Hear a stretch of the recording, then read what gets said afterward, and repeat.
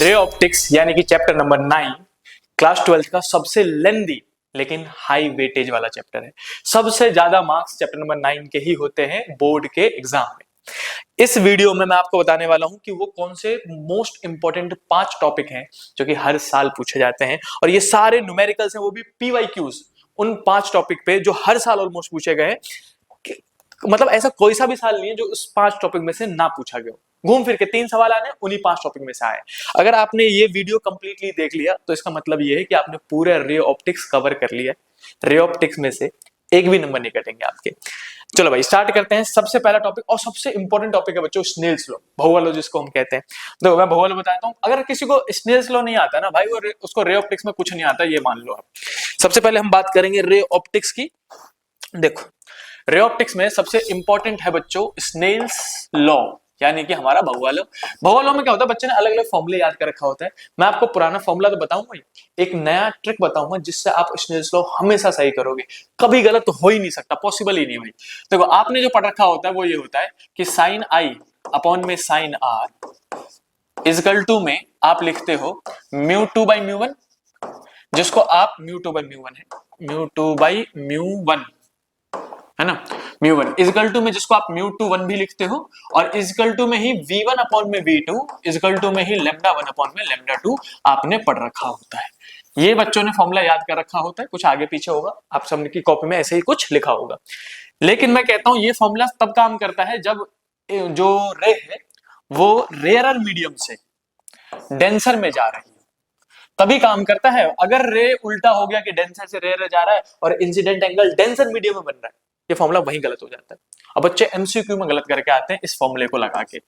Snell's law जरूरी इसलिए भी है कि स्नेल्स लॉ से ही आप लेंस भी सॉल्व करोगे, लेंस मेकर भी सॉल्व करोगे, प्रिज्म भी सॉल्व करोगे। तो इसलिए इसको मतलब अच्छे से प्रैक्टिस करना बहुत जरूरी है कि मान लो अब प्रिज्म का क्वेश्चन आया और आपका स्नेल्स लॉ गलत लग रहा है, उसमें स्नेल्स लॉ लगा ही नहीं पा रहे हो। टीआईआर का क्वेश्चन आएगा ही आएगा, टीआर का क्वेश्चन आया आपने स्नेल्स लॉ गलत लगा दिया, तो बच्चों को समझ नहीं आता कि रे ऑप्टिक्स में गलती कहां हो जा रही है, वो मैं बताऊंगा। आजो अब आपको ट्रिक क्या अप्लाई करना है। ये जो ट्रिक मैं बता रहा हूं बच्चा, ये कभी गलत पॉसिबल ही नहीं है भाई, कोई पॉसिबल नहीं है। कंडीशन चाहे कोई सी भी हो, चाहे वो रेयर से डेंसर जा रही हो या फिर डेंसर से निकल के वापस रेयर में जा रही हो, आपको क्या करना है, चीजें लिख लेनी है। आपको पता है कि जब भी रे एक मीडियम से मीडियम वन से मीडियम टू में जाती है, किसी भी मीडियम में जाए, एयर से ग्लास में जाए, एयर से वाटर में जाए, 3 चीजें बदलनी है, एक चीज नहीं बदलती। क्या क्या चेंज होता है, मैं यहाँ पे लिख रहा हूं चेंज।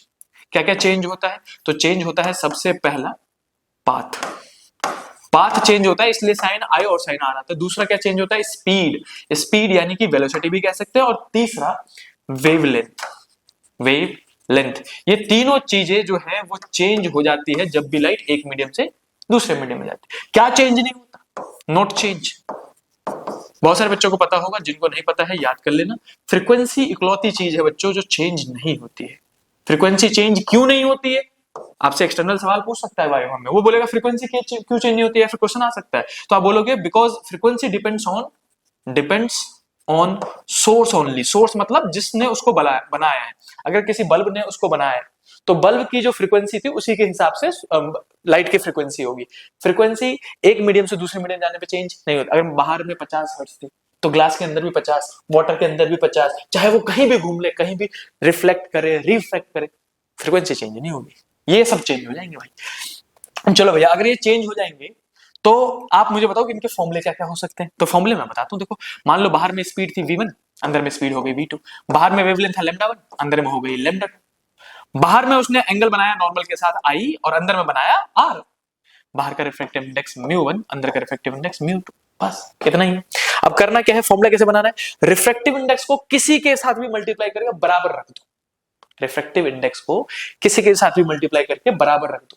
एग्जांपल समझाता हूं मैं आपको यहीं पे। ये नोट 1 है, नोट 1 लिख लेना बच्चों। जितने नोट्स मैं इस वीडियो में बताऊंगा वो last important most important part मान लेना भाई। जैसे एग्जांपल के लिए मैं कहूं कि μ1 और एंगल चाहिए मुझे, तो मैं लिखूंगा μ1 बाहर वाला इनटू में बाहर वाला एंगल कौन है, साइन का आई ले दो, बराबर होगा अंदर वाले, अंदर का रिफ्रैक्टिव इंडेक्स कितना है μ2 और अंदर का एंगल कितना है साइन आर। ये रहा पहला फॉर्मूला, कभी गलत नहीं हो सकता।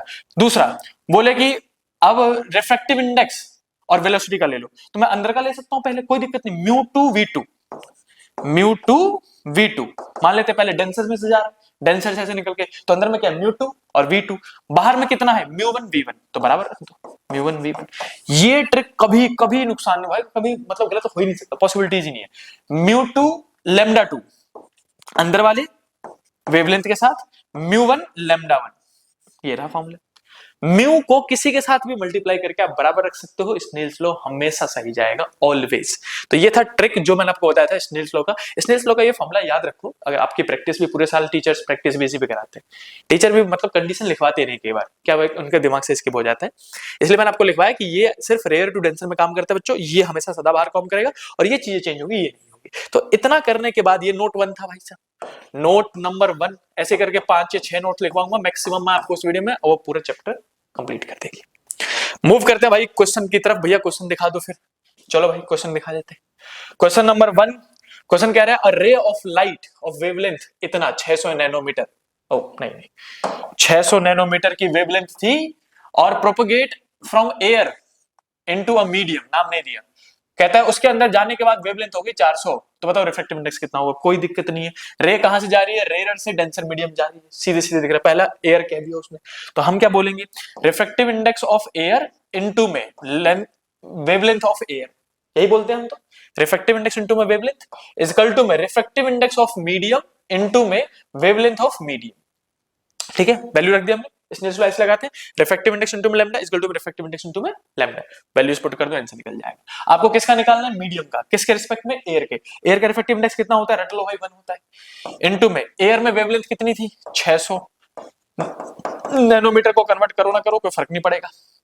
रिफ्रैक्टिव इंडेक्स ऑफ मीडियम मुझे निकालना है, वेवलेंथ इन मीडियम, मीडियम के जाने के बाद कितना हो गया है 400 इनटू में 10 की पावर -9, कट्टिस कट्टिस खेल लो, ये कट गया भाई, ये कट गया, 2 जीरो से 2 जीरो कट गया, 4 इधर आएगा, डिवाइड में 1 की कोई जरूरत नहीं है, 6 अपॉन में 4 इज इक्वल टू में mu M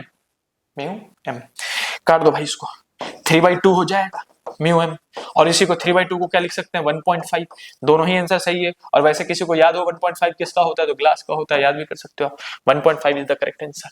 भौवा law is best भाई, भैया लो भौवा लो, भैया लो नहीं, भैया भौवा लो, भैया लो कह लो, भौवा लो कह लो, स्नेल्स लॉ है, बेस्ट है भाई। बाहर की चीजों को मल्टीप्लाई कर दो, अंदर के हमेशा काम करेगा सटीक। ठीक है, आओ दूसरा क्वेश्चन पे ले चलता हूं आपको, ये है दूसरा क्वेश्चन। दूसरे क्वेश्चन से पहले मुझे दूसरा नोट बता देना चाहिए क्या, बिल्कुल बता देना चाहिए। आओ भाई मैं आपको दूसरा नोट बताऊं पहले, हर क्वेश्चन के बाद मैं एक एक नोट कोशिश करूंगा बता दूं। नोट नंबर 2, और बहुत इंपॉर्टेंट, हाईली मतलब वीवीटी लिख लो, very important topic, very very important topic, VVIT, ठीक है भाई, वेरी वेरी इंपॉर्टेंट टॉपिक, वो है टीआईआर। टीआईआर आपके पास झक मार के घूम के कहीं ना कहीं तो आएगा ही भाई, चाहे एमसीक्यू में आ जाए, चाहे 1 नंबर में आ जाए, चाहे 2 नंबर में आ जाए, चाहे 3 नंबर में, चाहे केस स्टडी में आ जाए, आएगा जरूर। तो हम टीआईआर की बात कर रहे हैं, टीआईआर क्या कहता है, सुनो मेरी बात, मैं आपको हमेशा इस चीज को समझाने के लिए एक ही डायग्राम में बच्चों को मैं हमेशा तीनों चीज समझाता हूं। मान लो यहाँ पे एक बल्ब है, और ये आपका डेंसर मीडियम, डेंसर का रिफ्रैक्टिव इंडेक्स μ2 मान रहे हैं, और बाहर का रेयर मीडियम है, रिफ्रैक्टिव इंडेक्स μ1 मान रहे हैं। ठीक है, ठीक है कि नहीं। अब मान लो यहां से रे गई, तो पहली कंडीशन तो ये है कि हो सकता है रे ऐसे करके जाए और एक मीडियम से दूसरे मीडियम में रिफ्रैक्ट हो जाए, यहाँ पे एंगल आई बनाए और यहाँ पे एंगल आर बनाए नॉर्मल के साथ, और रिफ्रैक्ट हो जाए। तो आपके दिमाग में क्या आना चाहिए, अगर ये पहला पार्ट रिफ्रैक्शन हुआ है, रिफ्रैक्शन ऑफ लाइट, तो रिफ्रैक्शन में आपके दिमाग में स्नेल्स लॉ ही आना चाहिए, स्नेल्स लॉ के अलावा कुछ नहीं आना चाहिए, रिफ्रैक्शन हमेशा स्नेल्स लॉ से सॉल्व हो जाएगा। दूसरा, क्या पॉसिबिलिटीज नहीं है ऐसा कि एक रे ऐसे करके जाए और जहां से गई वो बिल्कुल 90 डिग्री बना के ऐसे निकल जाए, होता है ऐसा पॉसिबल। जब angle R is equal to में 90 डिग्री बने, तो समझ जाना इस वक्त जो एंगल आई होगा उसको आईसी कहते हैं, क्रिटिकल इंसिडेंट एंगल। मैं लिख देता हूं, क्रिटिकल इंसिडेंट एंगल। जिन बच्चों को ये सब कुछ पता है भाई सुन लो, रिवीजन हो जाएगा, और जल्दी फास्ट फॉरवर्ड में सुन लेना। क्रिटिकल इंसिडेंट एंगल किस में बनता है, ये बहुत पता है, इतना ट्रिकी सवाल। बताओ क्रिटिकल इंसिडेंट एंगल किस मीडियम में बनेगा, रेयर में, डेंसर में, रटा होना चाहिए, डेंसर में बनता है, सिर्फ डेंसर में बनता है, इन डेंसर ओनली, रेयर का कंडीशन ही पॉसिबल नहीं भाई इसमें। इसमें क्या फॉर्मूला आना चाहिए, तो इसमें आपको पता होना चाहिए, फॉर्मूला होता है साइन आईसी का, sine IC is equal to में 1 अपॉन में refractive index of second medium with respect to first medium. इसी को मैं बच्चों को हमेशा कहता हूं कि खोल भी लो भाई, ज्यादा ट्रिकी क्वेश्चन दे दे कई बार, तो μ1 by μ2 भी लिख सकते हो इसी को। ये दोनों चीज आपको पता होनी चाहिए। कई बार इस पे न्यूमेरिकल पूछा गया है नीचे वाले पे। वो कहते हैं कि ग्लास से वाटर में जा रहा है, बताओ आईसी कितना होगा। अब ग्लास से वाटर में जा रहा है तो glass first medium, water second medium. जिसमें जा रहा हो फाइनली वो 2 है, और जिसमें से जा रहा है वो 1 है। क्लियर हो गया। तो जैसे मैं मान लो कि वाटर से ग्लास में जा रहा हूं, तो वाटर 1 और ग्लास 2। ये वाला न्यूमेरिकल बच्चों को पता ही नहीं होता भाई, छोटी छोटी चीजें वो फंस जाते हैं बच्चे। अब आपने देख लिया नोट नंबर 2, अब आपको रटा रहे, क्वेश्चन हो जाएगा आपसे। चलो मूव करते हैं तीसरे पार्ट में। भैया तीसरी कंडीशन क्या है कि ये भी तो हो सकता है कि रे गई और इसी मीडियम में रिफ्लेक्ट बैक हो गई, बाहर गई ही नहीं, इसी मीडियम में रिफ्लेक्ट बैक हो जाए। अगर इसी मीडियम में रिफ्लेक्ट वजह हो जाए, अगर एंगल आई लिखूं यहां पे और एंगल आर यहां कहा जाएगा रिफ्लेक्शन है इस बार, तो इस कंडीशन को TIR कहते हैं। क्या कहते हैं? TIR। इसको क्या कहते हैं? दूसरा जब 90 डिग्री बना रहा हो तो दूसरे वाले को ग्रेजिंग ऑफ लाइट कहते हैं। ग्रेज कर रहा है, ग्रेजिंग ऑफ लाइट। पहले को क्या कहते हैं? सिर्फ रिफ्रैक्शन कहते हैं। रिफ्रैक्शन मतलब एक मीडियम से दूसरे मीडियम में जाना, ग्रेज मतलब angle R equal to 90 degree बनना, और TIR मतलब वापस डेंसर मीडियम में ही चले जाना। इसको इसका फुल फॉर्म भी लिख दे रहा हूं भाई, कुछ बच्चों, अब देखो आप माना आप समझदार बच्चों, लेकिन कुछ बच्चों से गलती हो जाती है। टोटल इंटरनल रिफ्लेक्शन, रिफ्लेक्शन है, रिफ्रैक्शन नहीं है भाई, एल है, एल रिफ्रैक्शन, याद रखना। तो TIR में क्या क्या पूछा जाएगा आपसे? आपसे पूछा जाएगा पहले तो कंडीशन रटी होनी चाहिए। TIR की कंडीशन 2 ही कंडीशन है, कोई भी मुंह उठा के पूछ लेगा। वाइवा देने जाओगे सबसे पहले पूछ लेगा TIR की कंडीशन क्या है बताओ। तो TIR की कंडीशन होती है बच्चों पहला कि ray should travel from denser to rarer medium. Denser से रेयर की तरफ जाना चाहिए। रेयर से डेंसर में ऐसा कोई केस नहीं पॉसिबल, TIR हो ही नहीं सकता हमारा। दूसरा कंडीशन क्या भैया कि एंगल आई जो है, ये वाला एंगल आई वो IC से बड़ा होना चाहिए। I should be greater than IC। खत्म। ये 2 कंडीशन होती है भैया। कोई इंपॉर्टेंट चीज है फॉर्मूला? हाँ, एक चीज है, वो है optic fibre. Optic fibre almost हर दूसरे साल रिपीट होता है, कहीं ना कहीं तो रिपीट हो जाता है। ऑप्टिक फाइबर मैं कहूंगा बाकी एप्लीकेशन भी पढ़ लेना। कौन कौन से एप्लीकेशन पढ़ लेना भैया? ऑप्टिक फाइबर पढ़ लेना, प्रिज्म पढ़ लेना। प्रिज्म जिसमें 3 इमेज बनाते हैं। कई बार हम ऐसे रखते हैं, कई बार हम ऐसे रखते हैं प्रिज्म को, और एक बार तो हम ऐसे करके रखते हैं। तो 3 प्रिज्म के डायग्राम से भाई वो पढ़ लेना। और एप्लीकेशन है क्या? डायमंड है और मिराज फॉर्मेशन है। डायमंड और मिराज फॉर्मेशन भी एक बार पढ़ के जाना। मैं TIR की कंडीशन वो पढ़ के जाने के लिए कह रहा हूँ एप्लीकेशंस भाई, ठीक है। मैं आप लिख देता हूँ मिराज और एंड डायमंड। एक बार थोड़ा थोड़ा देख के जाना कि अगर कोई MCQ सवाल आ गया तो आप उसको कर पाओ, ऐसा ना हो कि बिल्कुल लो यार। तो ऑप्टिक फाइबर में क्या है? ऑप्टिक फाइबर को मैं थोड़ा एक्सप्लेन कर दे रहा हूँ। अंदर में होता है कोर, सबसे अंदर वाली जो लेयर होती है उसको हम कोर कहते हैं, और कोर डेंसर होता है, याद रखना, सबसे ज्यादा घना वही होता है। उसके ऊपर जो लेयर होती है उसको हम कहते हैं क्लेडिंग। ये जो मैं बना रहा हूं व्हाइट वाला, ये है क्लेडिंग, ठीक है। क्लेडिंग जो है वो रेयर मीडियम होता है, हल्का मीडियम। इसके ऊपर प्रोटेक्टिंग लेयर होता है, वो मैं लिख नहीं रहा हूं, इतना आपको याद होना चाहिए। कई बार सवाल बोल देता है कोर का रिफ्रैक्टिव इंडेक्स μ1 है। कई एक बार एग्जाम फंसाया था कि कोर जो है उसका रिफ्रैक्टिव इंडेक्स μ1 है, और जो क्लेडिंग है उसका रिफ्रैक्टिव इंडेक्स μ2 है। तो बताओ μ1 μ2 में कौन बड़ा होगा? अब बच्चों की आदत है कि μ2 को बड़ा मान लेते हैं, पढ़ाया वही जाता है, क्वेश्चन भी वही करे होते हैं। μ2 इज ग्रेटर μ2 मतलब दूसरा मीडियम, डेंसर मीडियम। भैया वो कह तो रहा है कोर को हमने μ1 कह दिया, तो कोर ही डेंसर होगा। तो μ1 डेंसर है एज कंपेयर टू μ2। क्वेश्चन ध्यान से, प्रेजेंस ऑफ माइंड भी तो चेक करेंगे ना आपका। तो इस टाइप के क्वेश्चन हो सकते हैं भाई। ये था VVIT, most important, very very important topic. चलो जल्दी से स्क्रीन को पॉज करो, उसको कोशिश करो अभी लिख लो, बाद में कुछ नहीं होता, बाद में झुर्रियां आ जाती है, बाद में बुढ़ापा आ जाता है, बुढ़ापा। रील देखा है आजकल? मैं बहुत रील देखता हूँ, मजा आता है भाई, डोपामिन रिलीज होते हैं, मस्त। देखो मेरा स्क्रीन टाइम 6 घंटे से 8 घंटे, वो भी इंस्टा का, झूठ बोल रहा हूं मैं। आ जाओ, क्वेश्चन कह रहा है कि द क्रिटिकल एंगल मतलब क्या होता है? IC। क्रिटिकल एंगल कितना है बच्चों? 30 डिग्री है। तो ठीक है भाई। The speed of light in the medium is, उस मीडियम में स्पीड कितनी होगी? देखो भाई सबसे पहले क्रिटिकल एंगल की मदद से म्यू निकाल लो। साइन IC का फॉर्मूला क्या होता है? 1/μ/1 मैंने बताया था, 1/μ/1 होता है, अभी बताया था। अभी देखो यहाँ देखो 1/μ/1 पहला फॉर्मूला लगा रहा हूं, ठीक है। अब मैं यहां से साइन IC की वैल्यू पुट कर दूंगा। साइन IC कितना है? 30 डिग्री, साइन 30 हो जाएगा 1/μ/1। मुझे μ/1 की वैल्यू निकालनी है ताकि मैं स्नेल्स लॉ लगा सकूं। ये ऊपर जाएगा, ये नीचे आ जाएगा, पहले वैल्यू पुट कर देते हैं 1/2 इक्वल टू में 1/μ2 1, सबको पता है ऊपर वाला नीचे वाले के बराबर, यानी कि μ2 जो है वो 2 के बराबर हो गया भाई। ठीक है, इसके बाद लगा दो भौवेल law, Snell's law. Snell's law के तहत हमें पता है कि जो μ2 होता है, अब क्या कह रहा है वो, कौन सा, rarer to denser, denser to rarer नहीं बोला है, तो ऐसा मान लो 1 का लिख देना भाई। वैसे मैं सीधे फॉर्म लगा सकता था, μ1 इंटू में v1 इक्वल टू में μ2 इंटू में v2। अब जब ना दिया हो ना कि पहला मीडियम कौन सा है, कहीं पे लिखा है फर्स्ट मीडियम कुछ है, सेकंड मीडियम तो मीडियम है, कोई ना कोई डेंसर मीडियम होगा, फर्स्ट मीडियम कौन है नहीं पता तो एयर मान लेना। एयर का रिफ्रैक्टिव इंडेक्स 1, एयर में स्पीड कितनी होती है 3 × 10⁸, μ2 जो ये है μ2 वो है 2 और v2 हमको निकालना है, ये 2 जाएगा डिवाइड में 3/2 1.5 हो जाएगा, 1.5 × 10⁸ मीटर पर second is the speed in this medium. ये रहा आंसर। ठीक है भाई, देखा कई बार दो टॉपिक मिक्स करके दे देते हैं, ये कौन सा टॉपिक करके दिया, क्रिटिकल एंगल मिक्स करके दिया, क्रिटिकल एंगल को मिक्स कर दिया किसके साथ, स्नेल्स लॉ के साथ। तो ऐसे मस्त क्वेश्चन प्रैक्टिस कर लोगे आप, आपका सब कुछ सॉल्व हो जाएगा भाई, ये पूरा हाईली वेटेज वाला चैप्टर कंप्लीट हो जाएगा। चलो मूव करते हैं इसके नेक्स्ट क्वेश्चन पे।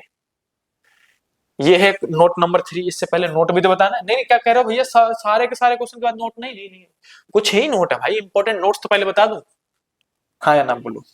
जैसे मैं इंपॉर्टेंट नोट्स बना दूंगा तो सारे क्वेश्चन आपके पास आराम से सॉल्व होते रहेंगे। ये नोट नंबर 3 है बच्चा, इंपॉर्टेंट नोट है, इंपॉर्टेंट, कई बार पूछा जाता है। अच्छा आपने वो वीडियो देखी है जिसमें एक बड़ा सा टैंक होता है और जादूगर उस बड़े से टैंक में पानी भर के लाया होता है और एक मस्त कांच का बॉल या फिर कांच का क्यूब लेता है, उसके अंदर डालता है और वो उसके अंदर जाते ही गायब हो जाती है। देखिए वो जादू बता रहा हूं कैसे काम करता है। देखो भाई 3 कंडीशन मान लो, मैं हमेशा बच्चों को कहता हूं 3 कंडीशन मान लो, 3 कंडीशन ही पॉसिबल है कि तीनों में कुछ मीडियम भर दिया हमने, पानी वानी भर दी भाई हमने, ठीक है, पानी या कोई सा भी मीडियम, ऑयल वॉयल भर दिया हमने इसके अंदर। कई टीचरों ने इसको प्रैक्टिकली करके भी दिखाया यूट्यूब पे, बहुत अच्छी बात है, देख लेना भाई। इसके अंदर मान लो कोई भी हमने लेंस डाल दिया, कोई भी लेंस डाल दिया, कोई भी लेंस, नेचर कुछ भी हो उसका, कोई भी लेंस डाल दिया ऐसे करके, ठीक है। ये जो है वो कॉन्वेक्स लेंस डाला है। कॉन्वेक्स लेंस बाय नेचर कैसा होता है, कन्वर्जिंग रेस को कन्वर्ज करता है, ये है ना, बाय नेचर का क्या कैसा होता है, ये कौन सा है, कॉनकेव है। कॉनकेव लेंस जो होता है बाय नेचर कैसा होता है, डाइवर्जिंग, रेस को डाइवर्ज कर देता है, डाइवर्जिंग, एयर में रखोगे तो डाइवर्जिंग प्रॉपर्टीज दिखाता है, और ये भी कॉन्वेक्स ही है, कन्वर्जिंग ही दिखाएगा, मैंने आपको बता दिया, ठीक है। अब कंडीशन क्या है, लेट सपोज कि जो लेंस का रिफ्रैक्टिव इंडेक्स है μl है और मीडियम का कितना है μm, मीडियम का हर केस में μm मान लो और लेंस का हर केस में μl मान लो, रिफ्रैक्टिव इंडेक्स, ठीक है।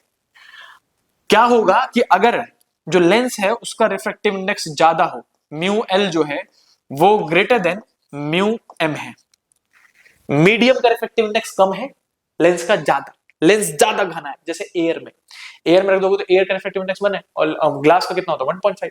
तो अगर डेंसर मीडियम लेंस है और आसपास की जो सराउंडिंग है वो रेयर है, तो ये जैसा बाय डिफॉल्ट नेचर है वैसा ही काम करेगा, मतलब कॉन्वेक्स जो है वो कन्वर्जिंग का काम करेगा, ठीक है, कन्वर्जिंग का, और कॉनकेव जो है, कॉनकेव वो डाइवर्जिंग का काम करेगा, जो आपने याद किया होगा बचपन से, ठीक है। ये हो गया पहला पार्ट।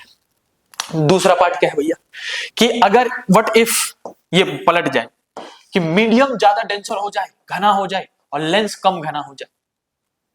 मान लो उसको उठा के हमने डाल दिया लेंस का 1.5 है, किसी ऑयल में डाल दिया, ऑयल का 1.8 है, लेंस का कितना 1.5, ऑयल का कितना 1.8।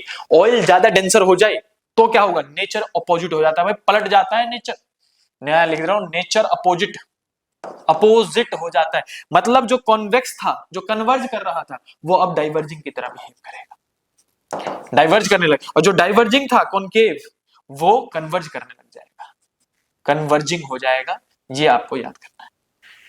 व्हाट इफ कि भैया आपने बोला एक बार छोटा है, मीडियम एक बार बड़ा है, व्हाट इफ बराबर हो जाए, जिनको ये पार्ट पता है भाई स्किप करके आगे बढ़ जाओ, μl दोनों बराबर हो जाए, दोनों बराबर, अगर बराबर हो जाए तो याद रखना डिसअपियर हो जाएगा, दिखेगा ही नहीं आपको, वो डालते ही डिसअपियर हो जाएगा, गायब हो जाएगा। जादूगर यही करते हैं, वो जो पानी लेके आए होते हैं, पानी जैसा सॉल्यूशन होता है वो, जिसका रिफ्रैक्टिव इंडेक्स और वो जो डाल रहे होते हैं उसका रिफ्रैक्टिव इंडेक्स दोनों का बराबर होता है, जैसे डालेंगे रे कहीं बेंड ही नहीं होगी, हमें दिखेगी, समझे?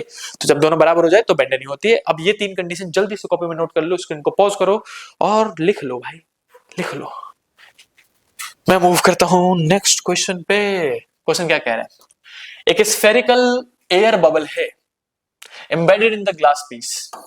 ये रहा ग्लास का पीस और इसके अंदर एक एयर का बबल मान लेते हैं। ये रहा एयर बबल। ये पूरा कौन है? ग्लास। ठीक है, ये हमारा ग्लास होगा, वो ग्लास, और उसके अंदर कौन है? एयर का एक bubble. For a ray of light passing through the bubble, एक रे ऑफ लाइट आती है जो कि बबल से जाती है। इट बिहेव एज, अब कैसा बिहेव करेगी? जैसे लाइट यहाँ पे आई, इस ग्लास के अंदर गई। अब ग्लास कैसा है? डेंसर। जो ग्लास है वो कैसा है? ग्लास ऑफ कोर्स डेंसर होगा ना एयर से, और इसके अंदर कौन है? एयर। एयर का रिफ्रैक्टिव इंडेक्स 1 होता है, तो ये रेयर की तरह बिहेव करेगा, μ1, और इसका मान लेते हैं μ2, है ना। तो अब ये मान लेते हैं लेंस, अपना इमेजिन कर लो दिमाग में कि एयर जो है वो लेंस की तरह बिहेव कर रहा है, और ये किसकी तरह बिहेव कर रहा है? मीडियम का। सबको पता है कि ये कौन सा केस है? मीडियम जो है वो ज्यादा डेंसर है एज कंपेयर टू लेंस। तो जब रे डेंसर से रेयर जाती है, मैं यहाँ पे नॉर्मल खींच दे रहा हूँ, मैं दिखाने की कोशिश कर रहा हूँ आपको, देखो ऐसे करके नॉर्मल खींचा। इस रे को जानी चाहिए थी सीधे सीधे सीधे सीधे। मैं थोड़ा सा मिटा दूं उसको, रुक जाओ, रुक जाओ भाई, रुक जाओ, थोड़ा सा बड़ा बना देता हूँ डायग्राम ताकि आपको जल्दी समझ में आए। इतना बड़ा सर्कल बना दूं मैं तब। ओ भाई साहब, देखा स्पाइडरमैन बन गया मैं। आ जाओ। जब ये रे ऑफ लाइट जो है ऐसे करके एंटर करी मान लेते हैं, तो जाना चाहिए था किधर? सीधे सीधे सीधे सीधे। लेकिन हम यहाँ पे ऐसे करके नॉर्मल खींचेंगे, और नॉर्मल खींचेंगे तो ऐसे करके खींचेंगे। ज्यादा बुरा नॉर्मल बन गया क्या? नॉर्मल, रुक जाओ, इस रे को ही हटा देता हूँ यहाँ से। रुक जाओ भाई, सब्र करो। ये हमने खींच दिया ऐसे करके, इसको पूरा कर दिया। यहां से लेके नहीं आएंगे ताकि आपको नॉर्मल अलग से दिखे। देखो यहां से हम ऐसे करके तिरछे में लेके आएंगे। ओ तेरी, तिरछे में लेके आएंगे, तिरछे में ऐसे करके बेंड कराया थोड़ा सा, और यहाँ से रे को भेज दिया हमने सीधे सीधे। नॉर्मल खींचेंगे हम ऐसे करके, अब तो पूरा पूरा नॉर्मल दिख रहा होगा। नॉर्मल, अब भी कुछ बच्चे बोलेंगे भैया टेढ़ा है, अब भैया और टेढ़ा बना ले, 90 डिग्री बना ले सरफेस से, ये नॉर्मल हो गया।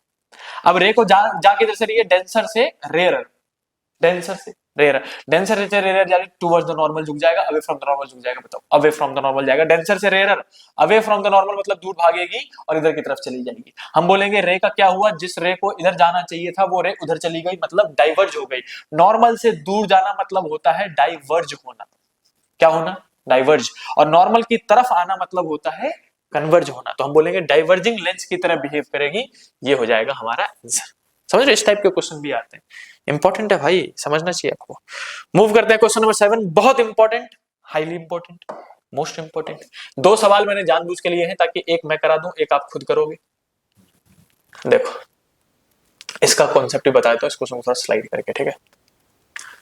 ये पता है कौन सा कॉन्सेप्ट है? Refraction through glass slab, lens maker, curve surface, जो कभी समझ में नहीं आता, अल्फा बीटा गामा। आ जाओ बताता हूँ। नहीं डेरिवेशन नहीं बताऊंगा भाई, डेरिवेशन तो आप खुद देख लेना, मैं आपको फॉर्मूला बता रहा हूँ। फॉर्मूला क्या है कि अगर रे, ये डेंसर मीडियम मान लेते हैं, उल्टा भी हो सकता है भाई, डेंसर और ये रेयर। अगर मैं कोई ऑब्जेक्ट को रेयर मीडियम में रखूं और उसकी कोई इमेज जो है वो डेंसर मीडियम के अंदर यहाँ पे बनवाऊं, ऑब्जेक्ट होना चाहिए रेयर में, याद रखना। तो फॉर्मूला क्या लगेगा?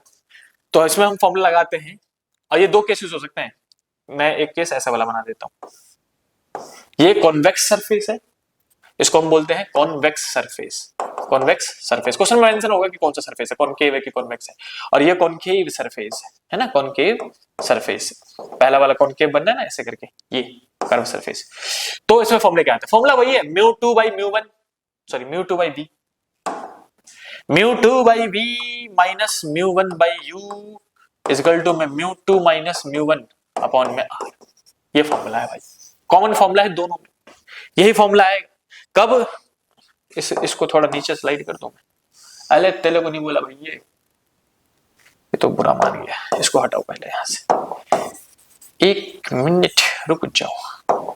अगर ये कब है? जब ऑब्जेक्ट जो है वो रेयर में हो। ये वाला फॉर्मूला तभी यूज करना, ऑब्जेक्ट रेयर में, ठीक है। ये नोट्स बना लेना भाई, अभी अप्लाई करके दिखाता हूं। व्हाट इफ के ऑब्जेक्ट को डेंसर में रख दूं मैं, और इमेज रेयर। क्वेश्चन है भाई ऑब्जेक्ट, अब चाह रहे हो कि भैया डेरिवेशन ना देखना पड़े तो क्वेश्चन तो देखना पड़ेगा ना। ऑब्जेक्ट अगर डेंसर मीडियम में है तो फॉर्मूला क्या यूज करोगे, सबको पता है 1 और 2 पलट जाते हैं बस।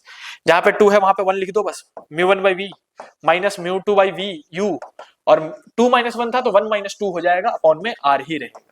तो भैया आप कॉनकेव कॉन्वेक्स क्या समझा रहे थे, अगर मैं यहाँ पे ट्रिक बता दे रहा हूँ कि भैया कॉन्वेक्स सरफेस हो इस केस में, कॉन्वेक्स सरफेस, या फिर क्या हो सकता है, कॉनकेव सरफेस हो सकता है। कॉनकेव सरफेस, मैं एक बार वीडियो देख लूं चल रहा है कि नहीं भाई, कई बार वीडियो बंद हो जाता है, अचानक से याद आ गया था मेरे को वीडियो देखना है भाई। कभी कभी मैं एकदम मूड में भाई जब चला जाता हूँ, लेकिन फिर बाद में रोना आता है।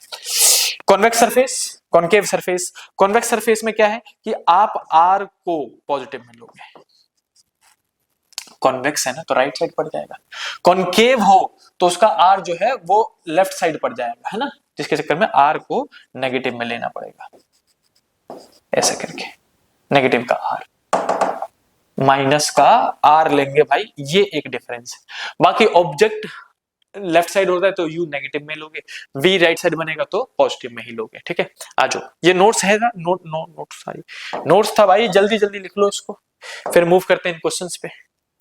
जल्दी से स्क्रीनशॉट ले लो तो स्क्रीनशॉट ही ले लो, आपकी मर्जी है, आपकी इच्छा है, लेकिन मैं कहूंगा सजेशन लिख लो भाई, कुछ तो मेहनत करो। चलो अब मैं इस क्वेश्चंस को दिखा रहा हूं आपको, क्वेश्चंस क्या कह रहे हैं और फिर एक एक करके क्वेश्चंस करते हैं दोनों। क्वेश्चन कह रहा है point object is in air, हवा में रखा हुआ है, is placed symmetrically at a distance of 60 centimetre. Object को कहां रखा हुआ है, object is placed at 60 centimetre, object is placed at 60 centimetre, मतलब यू दे रखा है 60, तो माइनस का 60 ले लेना पहले इसी दफा में। In front of a concave spherical surface, देखा बोल देना कॉनकेव है, कॉनकेव मतलब ऐसा वाला सरफेस है भाई, कॉनकेव स्फेरिकल सरफेस, और इस ये प्रिंसिपल एक्सिस, यहां से 60 सेंटीमीटर की दूरी पे एक ऑब्जेक्ट को रख दिया, ये हमें समझ में आ गया भैया। रिफ्रैक्टिव इंडेक्स दे रखा है μ2 होता है जो दे रखा होता है, क्योंकि μ1 जो है वो एयर होगा और एयर का 1 होता है, पहले उसने कह रखा है, ठीक है। देखो कुत्ते भौंक रहे रात में, इनको कोई काम धंधा नहीं है भाई, जैसे लोग सोने जाए ले अच्छे अच्छे पे करने लग जाते हैं। If the radius of the curvature, इस कर्वेचर का जो रेडियस है आर, वो भी दे रखा है भाई, आर लिख दो कितना है, आर इज 20 सेंटीमीटर, किसमें लोगे, माइनस का 20 सेंटीमीटर, अभी बताया था। इसका कॉनकेव है तो लेफ्ट साइड आएगा, इसलिए कॉनकेव में माइनस लेते हैं, यहाँ पे मैंने बताया था, इसको जरूर लिख लेना भाई, आर माइनस में लेंगे कॉनकेव में, ठीक है। उसके बाद मूव करते हैं, क्वेश्चन क्या कह रहा हो, फिर क्वेश्चन कहना चाह रहे है कि बताओ अगर ये सब कुछ ठीक है तो find the position of the image v, बताओ पोजीशन ऑफ इमेज मतलब वी, लगा दो फॉर्मूला। ऑब्जेक्ट किस में रखा हुआ है, ऑब्जेक्ट रखा हुआ है एयर मतलब रेयर एंड मीडियम में, रेयर एंड मीडियम के लिए फॉर्मूला ऊपर वाला आएगा, मैं फॉर्मूला बता दे रहा हूं, मैं नहीं लिखूंगा आप ही करोगे, μ2/v minus μ1/u is equal to में μ2 माइनस μ1/r, ये फॉर्मूला लगाओ, μ2 की जगह में 1.5 पुट कर देना, μ1 की जगह में 1 पुट कर देना, v आपको निकालना है, u कितना दे रखा है -60 लेना, -60 माइनस माइनस प्लस हो जाएगा, और 2 - 1 1.5 - 1, और r की जगह में माइनस का 20 ले लेना। सॉल्व करके आंसर कमेंट करो, आंसर कमेंट करो, मैं चेक कर रहा हूं भाई 2023 का क्वेश्चन है ये। और इसी को मैंने क्या किया था, पलट के, सब कुछ सेम है, देखो डिस्टेंस भी 60 सेंटीमीटर है, 1.5 है, बस सरफेस कर दिया था कॉन्वेक्स स्फेरिकल ग्लास। अगर कॉन्वेक्स होगा तो r किस में लेना पड़ेगा, पॉजिटिव, कॉनकेव में r नेगेटिव, कॉन्वेक्स में r पॉजिटिव। अगर मैं कहूं कि सेम क्वेश्चन है सब कुछ, तो एक बार r को प्लस का 20 मान के भी आंसर निकालो, फिर से फॉर्मूला लगाओगे μ2/v minus μ1/u is equal to में μ2 माइनस μ1 डिवाइडेड बाय r, ये फॉर्मूला लगाओ, μ2 की जगह में 1.5, μ1 की जगह में 1, u की जगह में -60 और r की जगह में प्लस का 20, एक बार प्लस का 20 एक बार माइनस का 20, जल्दी से कमेंट करो, इसको लिख देना पार्ट 1 में इतना आंसर आया, पार्ट 2 में इतना आंसर आया, आंसर अलग अलग आएगा, बहुत ज्यादा डिफरेंस आएगा एक प्लस माइनस होने की वजह से। चलो भाई जल्दी से आंसर कमेंट करो, मैं जरा पानी पी लूं, फिर हम स्टार्ट करेंगे अगला क्वेश्चन।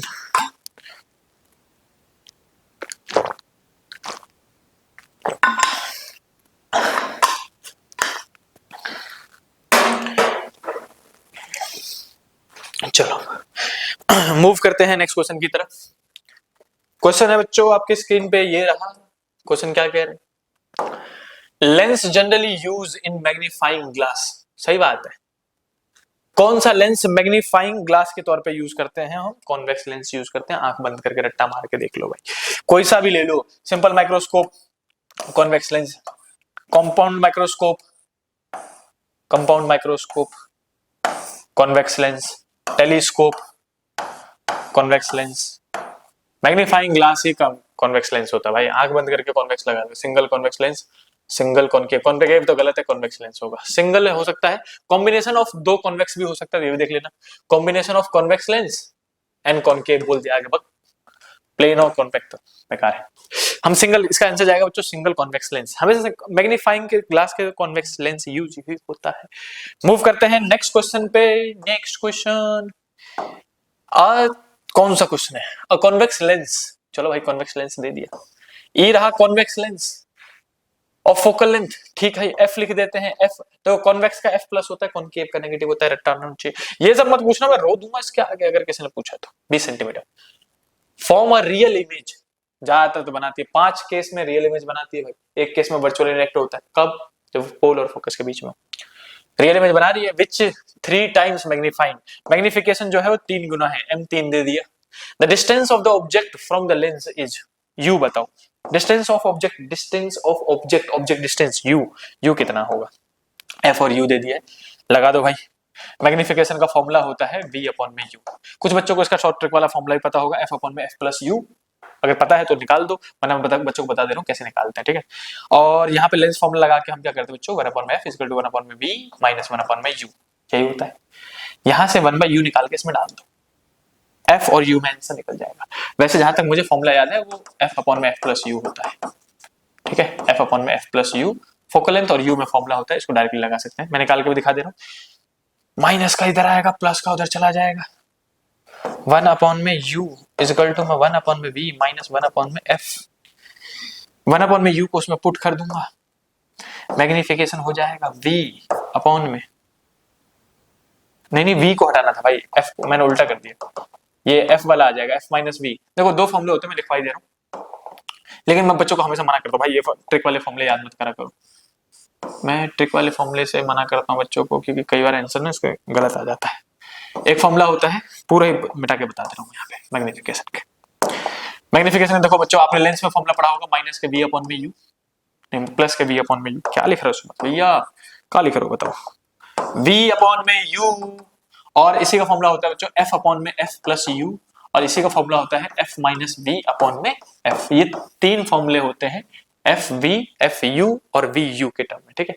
अब निकालते कैसे हैं, तो यहां से जो हटाना हो उसको निकाल के उसमें पुट कर दो, जैसे मुझे इस फॉर्मूले से एफ और यू दे रखा है, एफ और यू, तो एफ और यू चाहिए तो वी हटाना है, इसमें से वी निकाल दो भाई, तो यू इधर जाएगा प्लस में 1 अपॉन में एफ प्लस में 1 अपॉन में u is equal to 1 upon में वी, इसको 1 अपॉन में वी को हटा दो, इसमें जाके पुट कर दो, यहाँ से पहले तो v निकाल लो, 1 अपॉन में v नहीं है भाई, बटरफ्लाई मेथड लगा दो, ऊपर में f प्लस में u हो जाएगा, नीचे में f u हो जाएगा, इक्वल टू में 1 अपॉन में v, इन दोनों को मल्टीप्लाई ये इधर और पलट दूंगा तो v निकल जाएगा, v कितना आएगा f u अपॉन में f प्लस u, इसको उठा के इसमें पुट कर दो, अपने फॉर्मूला निकल जाएगा। मैग्निफिकेशन इज इक्वल टू में 1 बाई u को अलग किया और v की जगह में f u अपॉन में f प्लस में u लिख दिया मैंने, u से u कट जाएगा, f अपॉन में f प्लस u, ऐसे करके हम फॉर्मूले को डिराइव भी कर सकते हैं, ये मैंने बताया। चाहो तो आप सीधे सीधे याद कर सकते हो, याद कर लो भाई, याद कर लो इस फॉर्मूले को सीधे सीधे, लेंस के लिए होता है ये सिर्फ, मिरर के लिए अलग फॉर्मूले होते हैं, इतने ट्रिकी वाले फॉर्मूले मैं नहीं बताऊंगा कि आप कंफ्यूज हो जाओ, कंफ्यूज आ जाओ, हम नहीं बताएंगे ऐसा। इस फॉर्मूले को कर लो भाई, सीधे सीधे आंसर हो जाएगा। आंसर क्या होता है, f और u दे रखा है, उसने क्या बोला है मेरे से u बताओ, f देके, तो मैग्निफिकेशन का फॉर्मूला लगा दूंगा, f अपॉन में f प्लस u, ठीक है, f कितना है बताओ, प्लस का 20, ये हो गया 20 प्लस में u, और m की वैल्यू 3 दे रखी है, तो हम इसको मिटा के 3 लिख देंगे, 3 लिख दें, क्रॉस मल्टीप्लाई करो, दोनों को मल्टीप्लाई करो, कुछ बच्चे करते हैं 20 को मल्टीप्लाई कर देते हैं, u को छोड़ देते हैं, भेदभाव नहीं करने का भाई, दोनों मल्टीप्लाई होगा 3 से, तो ये हो जाएगा 60 प्लस में 3u इक्वल टू में 20, u इधर जाएगा 60 इधर जाएगा, माइनस का हो जाएगा 3u, 20 माइनस 60, 20 माइनस 60 कितना होगा, माइनस का 40 बचेगा, 40 अपन में 3, u इक्वल टू आ जाएगा माइनस के 40 अपन में 3, कितना आएगा 1236, 12 पॉइंट समथिंग आएगा भाई, 12 पॉइंट समथिंग में आंसर क्या है, 13 है, 13 नहीं 13 पॉइंट समथिंग आएगा, 13 बच्चों 13.33 सेंटीमीटर आएगा आंसर, माइनस में आ रहा है वो बात सच्ची है, आंसर लिख लेना भाई, ये वाला फॉर्मूला लिख लेना है, याद कर लेना, याद, कभी कभार आ गया किस्मत खराब होता है, ऐसे फॉर्मूले आ जाते हैं ट्रिकी वाले। मूव करते हैं question number 10, assertion reason, John Cena. देखो भाई, एसेसन, असेसन क्या कह रहे हैं, प्रोपोगेशन ऑफ, देखो असेसन रीजन बहुत जरूरी है, पता है क्यों? क्योंकि बच्चों के सिली मिस्टेक्स होते हैं असेसन रीजन, बच्चे बहुत कंफ्यूज, उनको मैं क्या कहूँ, ना ही तो फॉर्मूले याद होते हैं हमें, फॉर्मूले याद हो जाए तो हम गलत लिख देते हैं। कई बच्चों को तो मैंने देखा पेपर चेक करते हुए, उनकी गलती नहीं है, अब उनके ना प्रैक्टिस कम है और डरे रहते हैं। डर और प्रैक्टिस कम है तो दोनों केस में आप फॉर्मूला ही गलत लिखोगे, फॉर्मूला ही गलत लग जाए, किसी में एक्स्ट्रा एक्स आ रहा है, किसी में आर स्क्वायर ही नहीं आ रहा, किसी में रूट भूल गए वो, और कॉन्फिडेंटली लिखते हैं, कॉन्फिडेंटली सिद्धांत से सॉल्व कर रहे होते हैं पूरा टाइम लगा के, फॉर्मूला ही गलत था। तो असेसन रीजन में बता रहा था, असेसन रीजन कॉन्सेप्ट बेस, आपकी समझ कितनी है उस चैप्टर को लेके, आपने उस चैप्टर की थ्योरीज जब टीचर बता रहे थे आपको तो आपने कितने ध्यान से सुना, वो जरूरी है। वो चेक करता है कि बच्चों को कॉन्सेप्ट क्लियर है दिमाग में, उसको आता है, उसको समझना है कि रे और लाइट और प्रिज्म ये सब है क्या। तो इस टाइप के, इसीलिए असेसन रीजन पढ़ना जरूरी है। आप इसको बार बार पढ़ोगे बहुत सारे असेसन रीजन, आपका दिमाग और कॉन्सेप्ट दोनों स्ट्रॉन्ग हो जाएगा। Propagation of light through an optic fibre, optical fibre आ गया भाई, टीआईआर का केस, टीआईआर का केस कोर डेंसर है और क्लेडिंग रेयरर है। चलो, propagation of light through the optic fibre is due to total internal reflection, सही बात है, टीआईआर होता है उसके अंदर, taking place at the core cladding interface, सही बात है, कोर और क्लेडिंग के बीच में टीआईआर होता है। जैसे कि ये हमारा कोर हो गया, ठीक है, ये हमारा कौन हो गया कोर, और इसके ऊपर पीला वाला क्लेडिंग बना दे रहा हूं मैं। तो होता क्या है, जो लाइट इसमें घुसती है ऐसे करके, तो वो बार बार टीआईआर करके बाहर निकलते हैं, ऐसे सारे सारे टीआईआर कर देते हैं। चलो आगे पढ़ते हैं कि ये असेसन तो सही है भाई। टीआईआर क्यों करती है? क्योंकि angle I should be greater than IC और डेंसर से रेयरर, याद है रीजन। चलो, refractive index of a material of cladding of optic fibre is greater है। देखो भाई क्या कह रहा है ये, बदतमीजी, हमसे बदतमीजी। क्लेडिंग का ऑप्टिक फाइबर का कह रहा है रिफ्रैक्टिव इंडेक्स ज्यादा, भाई कोर का ज्यादा होता है ना, कोर इज डेंसर, अभी बताए थे कोर इज डेंसर, रीजन गलत है तो इसका आंसर हो जाएगा क्या, असेसन इज राइट और रीजन इज रॉन्ग, ऑप्शन जाएगा सी। चलो मूव करते हैं नेक्स्ट क्वेश्चन पे, जल्दी से आप रीड करो क्वेश्चन को, मैं वीडियो देख लूं, मस्त चल रही है। मूव करते हैं क्वेश्चन, एक और असर्शन, ठीक है ठीक है। अ कॉन्वेक्स मिरर, ठीक है भाई, कॉन्वेक्स कौन सा होता है ऐसे करके, जिसका बल्ज आउट पार्ट जो है रिफ्लेक्टिंग होता है, ऐसा कर्व पार्ट कोटेड होता है। A convex mirror can not form real image, कभी नहीं बना सकता भाई, और हमेशा वर्चुअल, चाहे जहां मर्जी रख लो, इसका इमेज हमेशा मिरर के पीछे ही बनता है, बिहाइंड द मिरर बनता है, छोटा बनता है। कॉन्वेक्स मिरर हमेशा ही वर्चुअल इमेज बनाता है, बात सही है। देखो मैं ऐसे लिख दे रहा हूं, convex always virtual, always virtual and erect image बनाता है, ठीक है, ये हो गया पहला पार्ट। दूसरा पार्ट कॉनकेव का लिख लेना कहीं पे, छोटी मोटी बातें हैं। कॉनकेव जो है वो पांच केसेस में रियल एंड इन्वर्टेड इमेज बनाता है। एक केस में, कौन सा केस है वो, बिटवीन फोकस एंड पोल के केस में वर्चुअल एंड इरेक्ट इमेज बनाता है बिहाइंड द मिरर। ये तो बचपन से रटवाया जाता है, ठीक है भाई। वो कह रहा है कि चलो ऐसा तो सही हो गया, convex mirror converge the parallel beam of light, भाई सब बदतमीजी। कॉन्वेक्स जो है, कॉन्वेक्स जो मिरर है, कॉन्वेक्स मिरर जो है भाई, ये लाइट को कन्वर्ज होना करती है, लाइट को तो डाइवर्ज कर देती है ना, ऐसे करके दूर दूर पैरेलल रेस को दूर दूर कर देती है ना, डाइवर्जिंग मिरर है ना ये, तो रीजन गलत हो गया, इसका आंसर जाएगा C. Easy easy PG.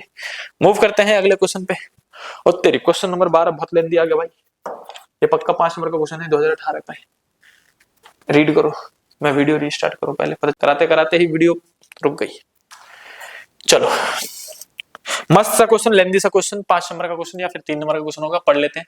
A number of optical device and instruments have been designed and developed such as, periscope बनाया गया, बाइनोकुलर्स बनाए गए, माइक्रोस्कोप्स बनाए गए, टेलीस्कोप्स बनाए गए, utility for the reflecting and refracting of light, सही बात है, हमने लेंस मिरर प्रिज्म को पढ़ के बहुत सारे डिवाइसेस बनाए। Most of them are common use, our knowledge about the formation of image by the mirror and the lenses is basic requirement for the understanding the working of these devices। बहुत मस्त lining थे भाई, जो भी था, क्या करो कुछ समझ नहीं आया, ऐसे ही होता भाई। इंग्लिश अच्छी थी कि नहीं? हाँ, आ जाओ। वाई पहला सवाल समझ में आना चाहिए, बस उसका आंसर पता होना चाहिए, बाकी बकेदी कुछ भी करे हमें मतलब ना उससे। Why the image formed at infinity so often considered to be most suitable for viewing. तो क्वेश्चन कह रहा है बच्चों कि जब आप इमेज जो है वो इंफिनिटी पे बनाते हो तो वो मोस्ट सुटेबल माना जाता है देखने के लिए। व्यूइंग मतलब आंखों के लिए, जो इमेज है आंखों के लिए इंफिनिटी को देखना बहुत आसान लगता माना जाता है एज कंपेयर टू ऑब्जेक्ट को कहीं और रखो। अगर मैं यहां देख रहा हूं बहुत देर तक तो मेरे आंखों पे बहुत जर्ब आ रहा होगा, मतलब बहुत स्ट्रेस आ रहा होगा। अगर मैं इसको बहुत दूर रख दूं, इन्फिनिटी के आसपास रख दूं, बहुत दूर रख दूं, तो उसको देखता रहूंगा जैसे हम तारों को देखते हैं आसमान में। आसमान में तारों को ऐसे करो, मस्त लेट करके देखते रहो, कोई आंखों पे दर्द नहीं होता। और यही कोई ऑब्जेक्ट यहाँ पे रख दो, थोड़ी देर में आंखें दुखने लग जाएंगी भाई। तो पास में रखी हुई चीजों पे आंखों पे स्ट्रेन ज्यादा आता है और दूर की चीजों पे स्ट्रेन कम आता है। बिकॉज इसमें आंसर क्या लिखना था कि जब हम दूर की चीजों को देखते हैं, when we see the far objects, when we see the far objects,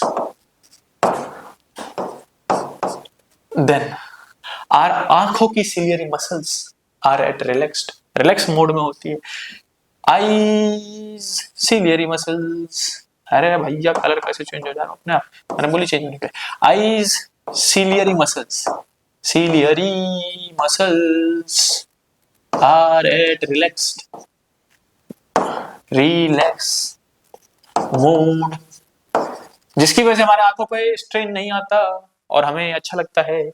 यही आंसर लिखना था भाई, इंग्लिश बना के लिख लेना, समझा दिया मैंने आपको। Option question number 2, in the modern microscope multi component lenses are use for both objective and eyepiece lens.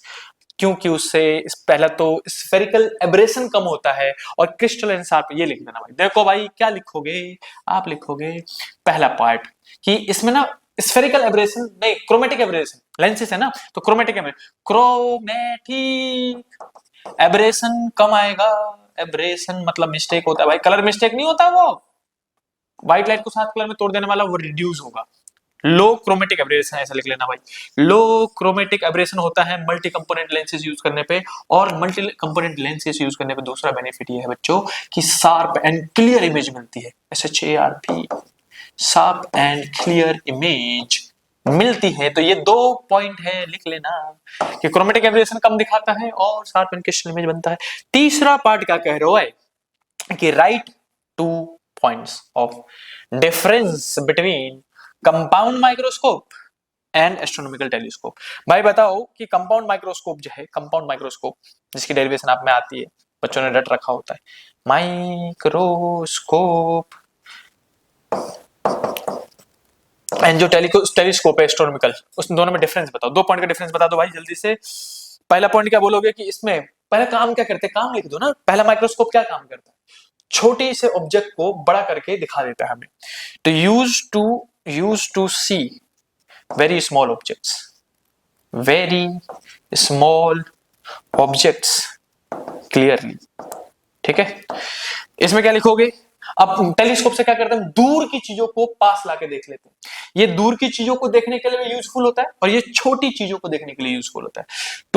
Use to see far objects clearly, far objects clearly. ठीक है, दूसरा पॉइंट क्या लिखोगे, 2 पॉइंट लिखना भाई, 2 पॉइंट। दोनों पॉइंट, ऑब्जेक्टिव का power बहुत ज्यादा होता है, ऑब्जेक्टिव पावर कम होती है। ऑब्जेक्टिव का फोकल लेंथ कम होता है, ऑब्जेक्टिव का फोकल लेंथ ज्यादा होता है। कुछ में भी लिख दो, पावर लिख देना हाई, एंड तीसरा पॉइंट भी बता देना, 3 पॉइंट आ जाए कहीं गलती से डिफरेंस में। तो फोकल लेंथ होता है इसका लो। ठीक है, ऑब्जेक्टिव का, फॉर ऑब्जेक्टिव लेंस का।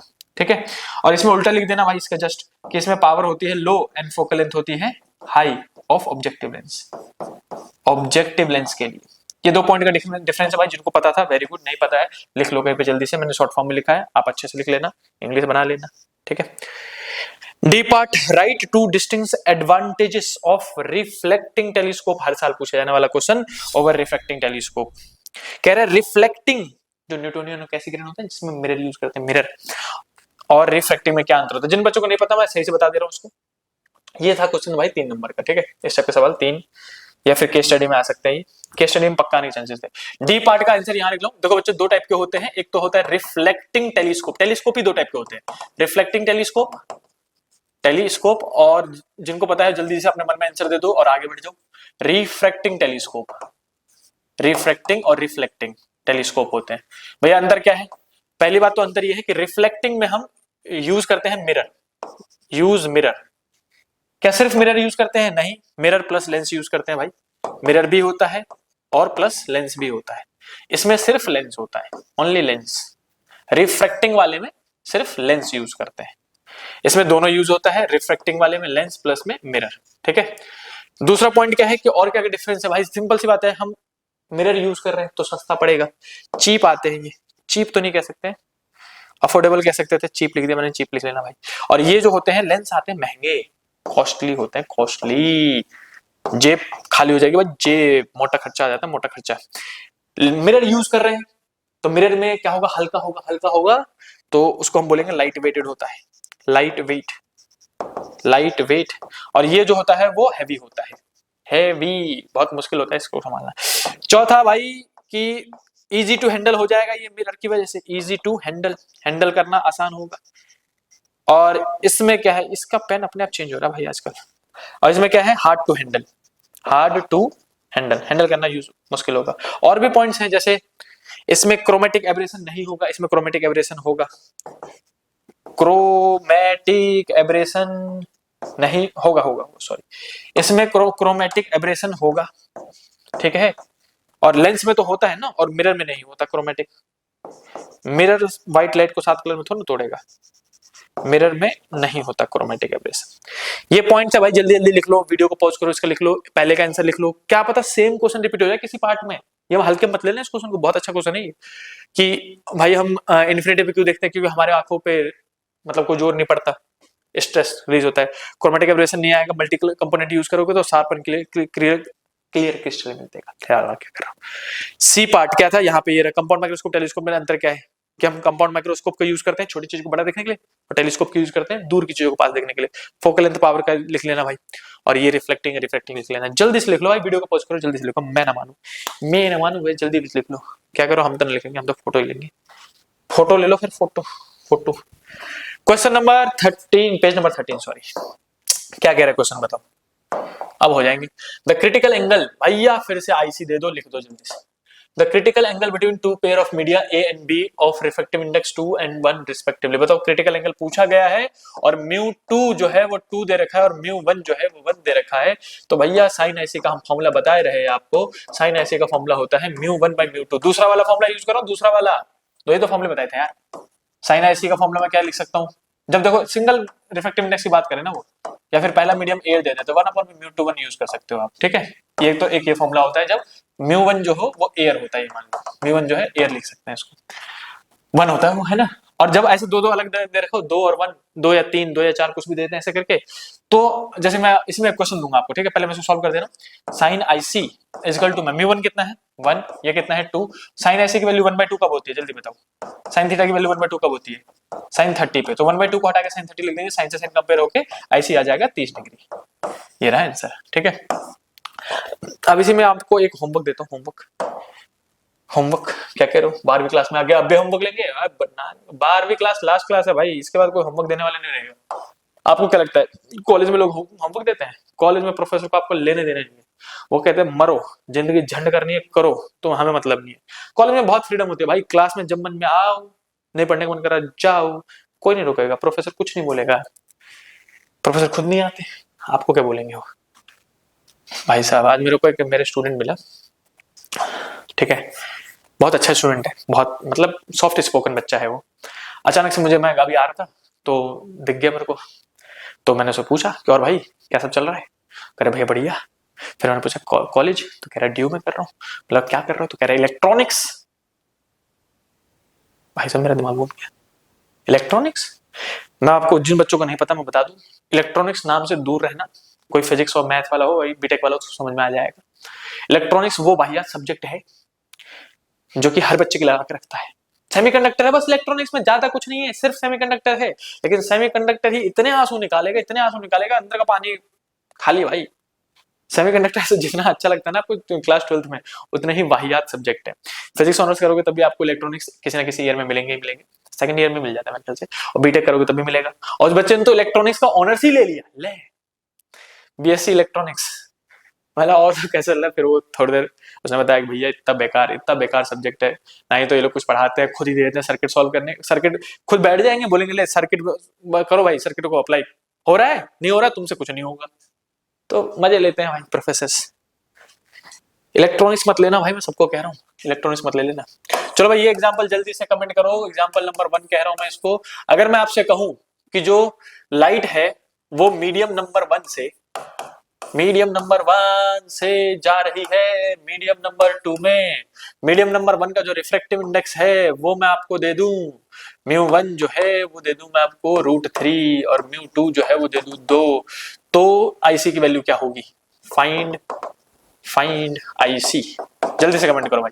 और एग्जांपल नंबर 2 भी दे दे रहा हूं, यहाँ पे 2 एग्जांपल इसी पे कर लो जल्दी जल्दी, इसी फॉर्मूले पे, कि अगर वो जा रही है लेट्स सपोज ग्लास से किसी मीडियम में, ठीक है, किसी भी मीडियम में, ऑयल में जा रही है, ऑयली मीडियम में जा रही है, ग्लास का रिफ्रैक्टिव इंडेक्स है 3/2, ठीक है, और ऑयल का ले रहा हूं मैं रिफ्रैक्टिव इंडेक्स, कितना ले लूं बताओ, कितना ले लूं? 3/2 है तो 3/2 उल्टा कर दो तब हो जाएगा। जो लाइट है वो जा रही है मीडियम से ग्लास में, मीडियम मतलब ऑयल से ग्लास में, ऐसा करके, ठीक है, ऑयल से ग्लास में जा रही है भाई, याद रखना। ये पहला मीडियम हो गया, ये आपका दूसरा मीडियम हो गया। दूसरे मीडियम का रिफ्रैक्टिव इंडेक्स कितना दे दिया मैंने? 1.5। क्या कर रहा हूँ भैया, उल्टा सही था यार, मैं कुछ उस बच्चे के बारे में सोचने लग गया भाई, इसलिए उल्टा हो गया। ग्लास से जा रही है इसमें 1.5 लिया यहाँ पे, और यहाँ पे ले लो इसका रिफ्रैक्टिव इंडेक्स दे दे रहा हूँ मैं आपको। भाई वैल्यू ध्यान से देना पड़ता है, पता साइन का एंगल ही निकल रहा है बच्चों से, फिर बच्चे मेरे को बोलते हैं भैया मन से क्वेश्चन मत दिया करो। कितना हो गया? √3/2 1.5, और इसको मैं दे रहा हूँ आपको 3√2/2। लो सॉल्व करो, जल्दी से आईसी निकाल लो इसमें, दोनों केस में आईसी निकाल के कमेंट करो भाई, जल्दी से कमेंट करो आईसी निकाल के, मैं वीडियो देख लो चल रहा है। जल्दी से आईसी निकाल के कमेंट करो, कमेंट करो, कमेंट करो। मूव करते हैं नेक्स्ट क्वेश्चन पे, जब तक हम वीडियो पॉज कर लिया करो भाई, मेरे भरोसे मत रहा करो कि भैया टाइम देंगे, टाइम का भैया कहते हैं भैया 200 घंटे की वीडियो बन जाएगी फिर ऐसे टाइम देने लगे तो। क्वेश्चन कह रहे हैं प्लेनो कॉनकेव लेंस, देख रहे हो, सॉरी बाइको, क्या पढ़ रहा हूं भाई मैं, बाइकॉनकेव लेंस है। बाइकॉनकेव मतलब क्या होता है? ऐसे ऐसे ऐसे ऐसे ऐसे ऐसे, बाइकॉनकेव लेंस, ठीक है। ऑफ पावर पी, इसकी पावर पी बता दी गई है, split into 2 identical plano convex lens, ऐसे करके स्प्लिट कर दिया गया है, बताया नहीं गया लेकिन काटते ऐसे ही। The power of each part will be, देखो यार रटा क्वेश्चन मैं ऐसे बता दे रहा हूँ। मैंने लास्ट वीडियो में जब मैंने रे के जो 2025 का क्वेश्चन कराया था ना मैंने, वो वीडियो जरूर देख लेना भाई। 2025 का जो क्वेश्चन थे वो ये मान लो कि जिस भी बच्चे ने वो 2 घंटे 2.5 घंटे की वीडियो देख ली, उसको पूरे फिजिक्स के सबसे हार्डेस्ट क्वेश्चन आराम से पता चल जाएगा। 2025 वाला क्वेश्चन इस वीडियो के बाद अगर किसी ने नहीं देखा तो उसको पूरा देख लेना, चाहे एक दिन में देखो, चाहे 2 दिन लगा दो, चाहे 3 दिन लगा दो, मतलब 1/3 पार्ट आज देख लो, 1/3 पार्ट कल देख लो, 1/3 पार्ट लास्ट दिन, और उसको नोट्स जरूर बना लो। 2025 का पेपर वाज द बेस्ट, मजा आ गया भाई। इसमें नोट्स क्या है कि मैं आपको बताऊं, कोई सा भी लेंस ले लो, कोई सा भी लेंस, रद्दी वाला कोई सा भी लेंस ले लो भाई, कॉनकेव ले लो, कॉन्वेक्स ले लो, मैं कॉन्वेक्स का बता दे रहा हूँ। अगर आपने इसको काटा तो 2 तरीके से काट सकते हैं हम इसको। कैसे कैसे काट सकते हैं भाई? पहले तो इसको ऐसे हॉरिजॉन्टली काट सकते हैं, ऐसे 2 इक्वल पार्ट में काट सकते हैं ना, या फिर इसको बिल्कुल बीचों बीच ऐसे चीर सकते हैं भाई साहब, ऐसे करके प्लेनो कॉन्वेक्स बना सकते हैं 2 इक्वल पार्ट में, ऐसे करके, ठीक है। तो अगर इस केस में आपने क्या कर दिया, माइनस क्यों कर दिया भाई, अगर आपने इसको ऐसे करके काटा, पहले नोट्स बता दूं मैं इसमें, वैसे तो मैं लास्ट वीडियो में बता दिया था, देख लो भाई। अगर आपने इसको हॉरिजॉन्टली काटा है ऐसे, तो फोकल लेंथ में नो चेंज, कोई चेंज नहीं आता। पावर में नो चेंज, कोई चेंज नहीं आता भाई, पावर भी चेंज नहीं होती है, पावर भी पी ही रहेगा, फोकल लेंथ भी एफ ही रहेगा, बी से तो बी सी रहेगा। तो चेंज क्या आएगा भैया? अब जो इंटेंसिटी है ना वो थोड़ी कम हो जाएगी, इंटेंसिटी जो है वो लो हो जाएगी, इमेज जो है वो थोड़ा सा डिम सा दिखेगा, ठीक है, धुंधला नहीं, डिम सा दिखेगा। अगर आपने इसको ऐसे काट दिया, वर्टिकली काट दिया, तो क्या होगा? तो भैया इस केस में जो फोकल लेंथ है वो डबल हो जाती है, याद रखना। एफ डैश जो है वो 2 टाइम्स ऑफ एफ इनिशियल हो जाएगा, और जो पावर है वो आधी हो जाएगी। पावर और एफ पता नहीं, inversely P equal to 1/f in meter. तो अगर फोकल लेंथ डबल हो रही है तो पावर क्या हो जाएगी? हाफ, पी हो जाएगा p/2। तो ये आपका इंटेंसिटी सेम रहेगी, इंटेंसिटी पे कोई फर्क नहीं पड़ेगा, इंटेंसिटी सेम रहेगी, ठीक है। तो रट ही लो भाई, अब चाहे कोई सा भी लेंस हो, ये मत सोचना कि कॉनकेव के लिए कुछ बदल जाएगा, कॉनकेव होता तब भी यही होता भाई। अब इसमें क्वेश्चन में मेंशन तो नहीं किया गया है कि कैसे काटा गया है, लेकिन उसने एक चीज लिख रखी है जिसको देख के बच्चा हिंट समझ सकता है कि प्लेनो कॉनकेव बना दिया गया। प्लेनो कॉनकेव कब बनेगा? जब ऐसे करके काटोगे तभी एक साइड प्लेन बनेगा और एक साइड कॉनकेव बनेगा। इस केस में फोकल लेंथ क्या हो जाएगा? एफ डैश डबल हो जाएगा और पावर क्या हो जाएगा? हाफ हो जाएगा। ये इसका आंसर। पी जो है पावर पूछा है, पावर हाफ हो जाएगा भाई। लिख लो भाई, इसको भी लिख लो कहीं पे जल्दी से, नोट 4 करके लिख लो इसको। नोट 4, नोट नंबर 4, पैसा नंबर 4। नोट मतलब पैसा, पैसा। ठीक है, मूव करते हैं क्वेश्चन नंबर 15 पे। जल्दी से रीड कर लो। क्वेश्चन नंबर 15 क्या कर रहा है? क्वेश्चन कह रहा है calculate the radius of curvature of equi concave lens. फिर से इक्वी कॉनकेव लेंस दे दिया भाई। इसका आर निकालने के लिए कहा जा रहा है, आर फाइंड करना है। रेडियस ऑफ कर्वेचर फाइंड करना ना, radius of curvature of equi convex lens of refractive index जो है म्यू लेंस, म्यू 2 कह दे रहा हूं उसको, 1.5। ठीक है, skipped in the medium of refractive index 1.4। इसको किसी मीडियम के अंदर रख दिया ऐसे करके। ठीक है, इस मीडियम का रिफ्रैक्टिव इंडेक्स यानी कि म्यू1 जो है 1.4 है, to the power of -5 diopter. अच्छा पावर दे रखी है, पावर कितनी है? -5 डायप्टर। तो क्या कह रहा है आपसे? रेडियस ऑफ कर्वेचर निकालो। बच्चों ये है lens maker formula. Lens maker formula जिन बच्चों को पता होगा वो ये क्वेश्चन कर देंगे भाई, बहुत इजीली कर देंगे भाई। लेंस मेकर क्या कहता है कि जो 1 अपॉन में पावर इक्वल टू क्या होता है? 1 अपॉन में एफ, और इसका फॉर्मूला होता है μ2 बाई μ1 -1, 1 अपॉन में r1 माइनस 1 अपॉन में r2। ये फॉर्मूला होता है, याद ही कर लेना। r should be in meter, r should be in meter, centimeter में नहीं होना चाहिए वरना पावर ही लिख पाएंगे हम यहाँ पे। अगर ये सेंटीमीटर में होगा तो ये सेंटीमीटर में आएगा, ये मीटर में होगा तो ये मीटर में आएगा एफ। लेकिन पावर के लिए एफ जो है, पावर डायप्टर में कब होगा? जब एफ मीटर में होगा। तो अगर मैं पावर को डायप्टर में यूज कर रहा हूँ, डायप्टर यूज कर रहा हूँ पावर की जगह में, तो ये भी मीटर, ये भी मीटर होना चाहिए।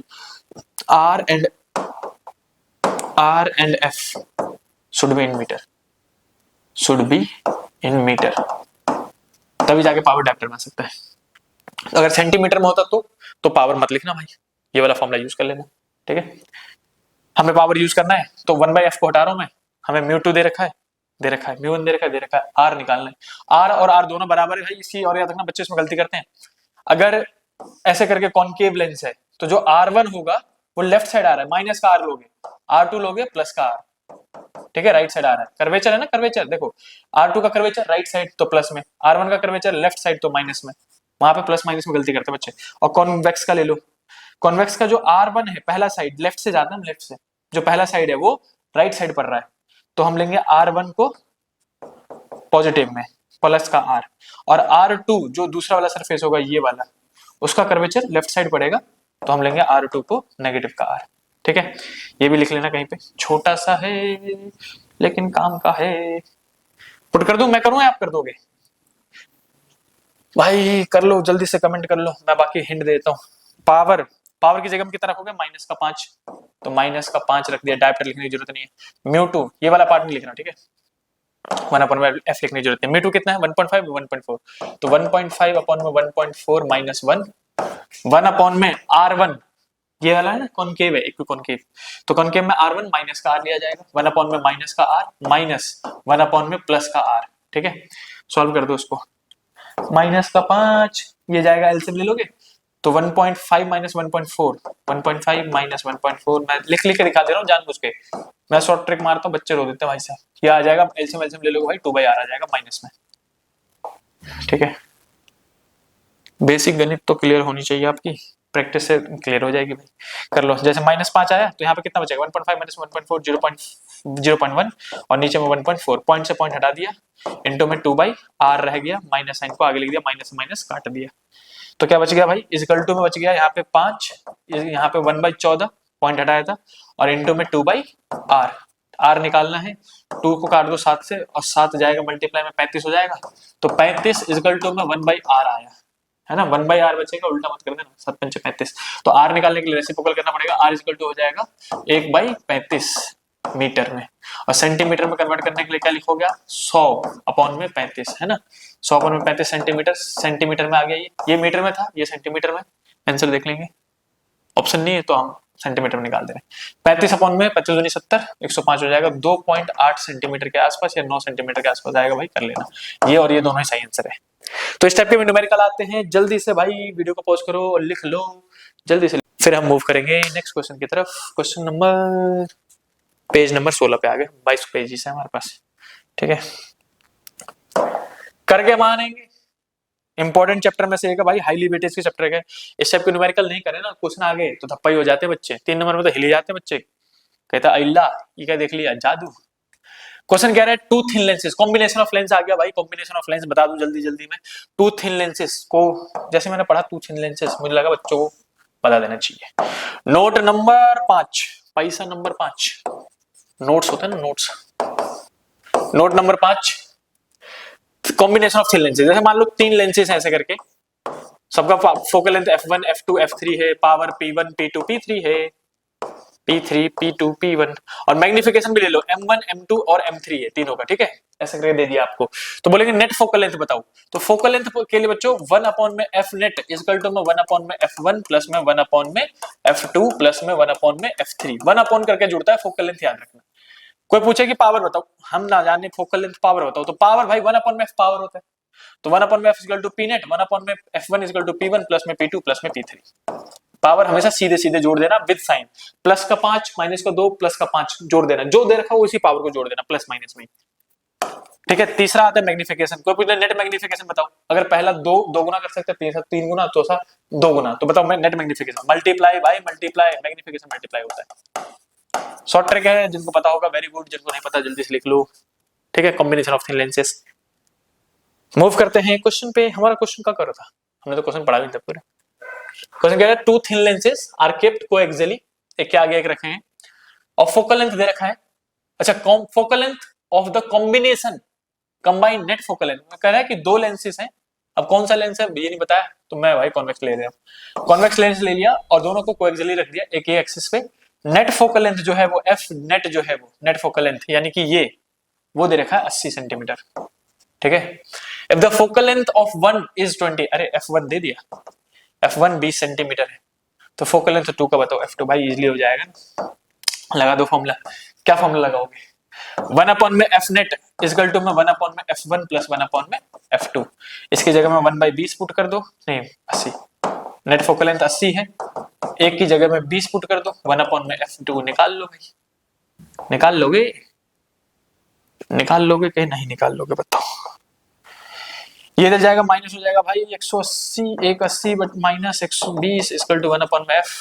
मैं आपकी जगह होता तो हमेशा बटरफ्लाई मेथड लगाता, तो दोनों को मल्टीप्लाई, ये इधर 20 माइनस 80, जिसको एलसीएम लेना हो भाई एलसीएम लेके सॉल्व कर लेना, 1 अपॉन में f रेसिप्रोकल कर दूंगा, f इक्वल टू आ जाएगा 20 इंटू में 80, और 20 में से 80 गया तो माइनस का 60, 0 से 0 काटा, 4 से कट गया, 3 से कट गया, कितना हो गया f इक्वल टू में माइनस का 4 दूनी 8, 80 अपॉन में 3, माइनस का 80 अपॉन में 3, 80 अपॉन में 3 कितना आएगा 26.77 आएगा, सीधे सीधे दिख रहा है, एक ही ऑप्शन है, माइनस का 26.7 सेंटीमीटर लिख लेना भाई, एक ही आंसर ही है।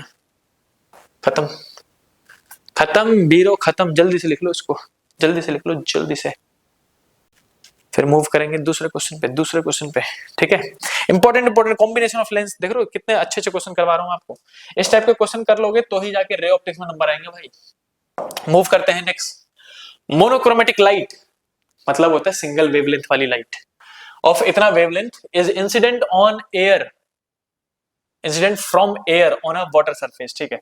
ये वाटर की सरफेस है मान लो, ये नीचे पानी है, जीवन उसका पानी है, हाथ लगाओ डर जाएगी, बाहर निकालो मर जाएगी, ठीक है। तो यहां से रे आई मोनोक्रोमेटिक लाइट जिसकी वेवलेंथ कितनी थी, लैम्डा दे रखी है पहले मीडियम में 665 नैनोमीटर, ठीक है।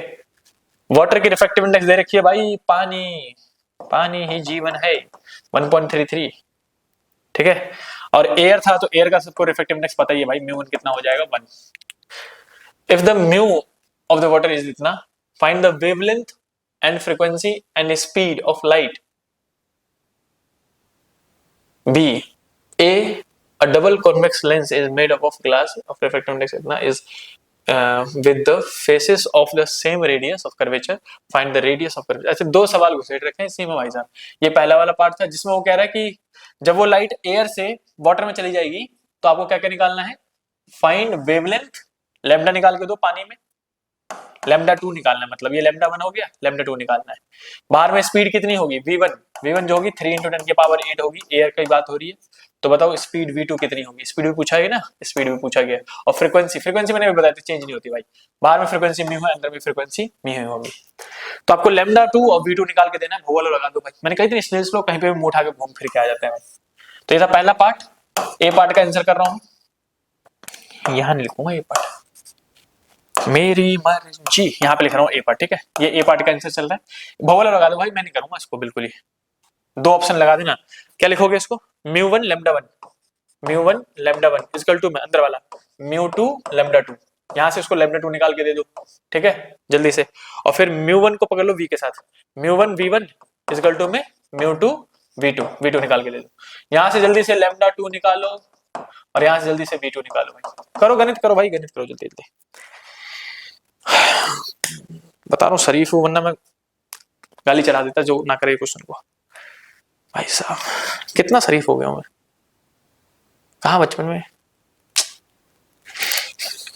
आजा, मतलब अब गाली देने की या फिर गाली चलाने की, मजे करने की सोच भी नहीं सकते हम लोग, इतने सालों के पढ़ाते पढ़ाते। अभी जैसे अकेले में वीडियो शूट कर रहा हूँ ना तो मन में उल जलूल चीज आ रही है, लेकिन अब तो सब कुछ बाईपास हो गया भाई, टीचर ने शराफत दे दी भाई, शराफत बिल्कुल ही शिफ्ट कर दिया।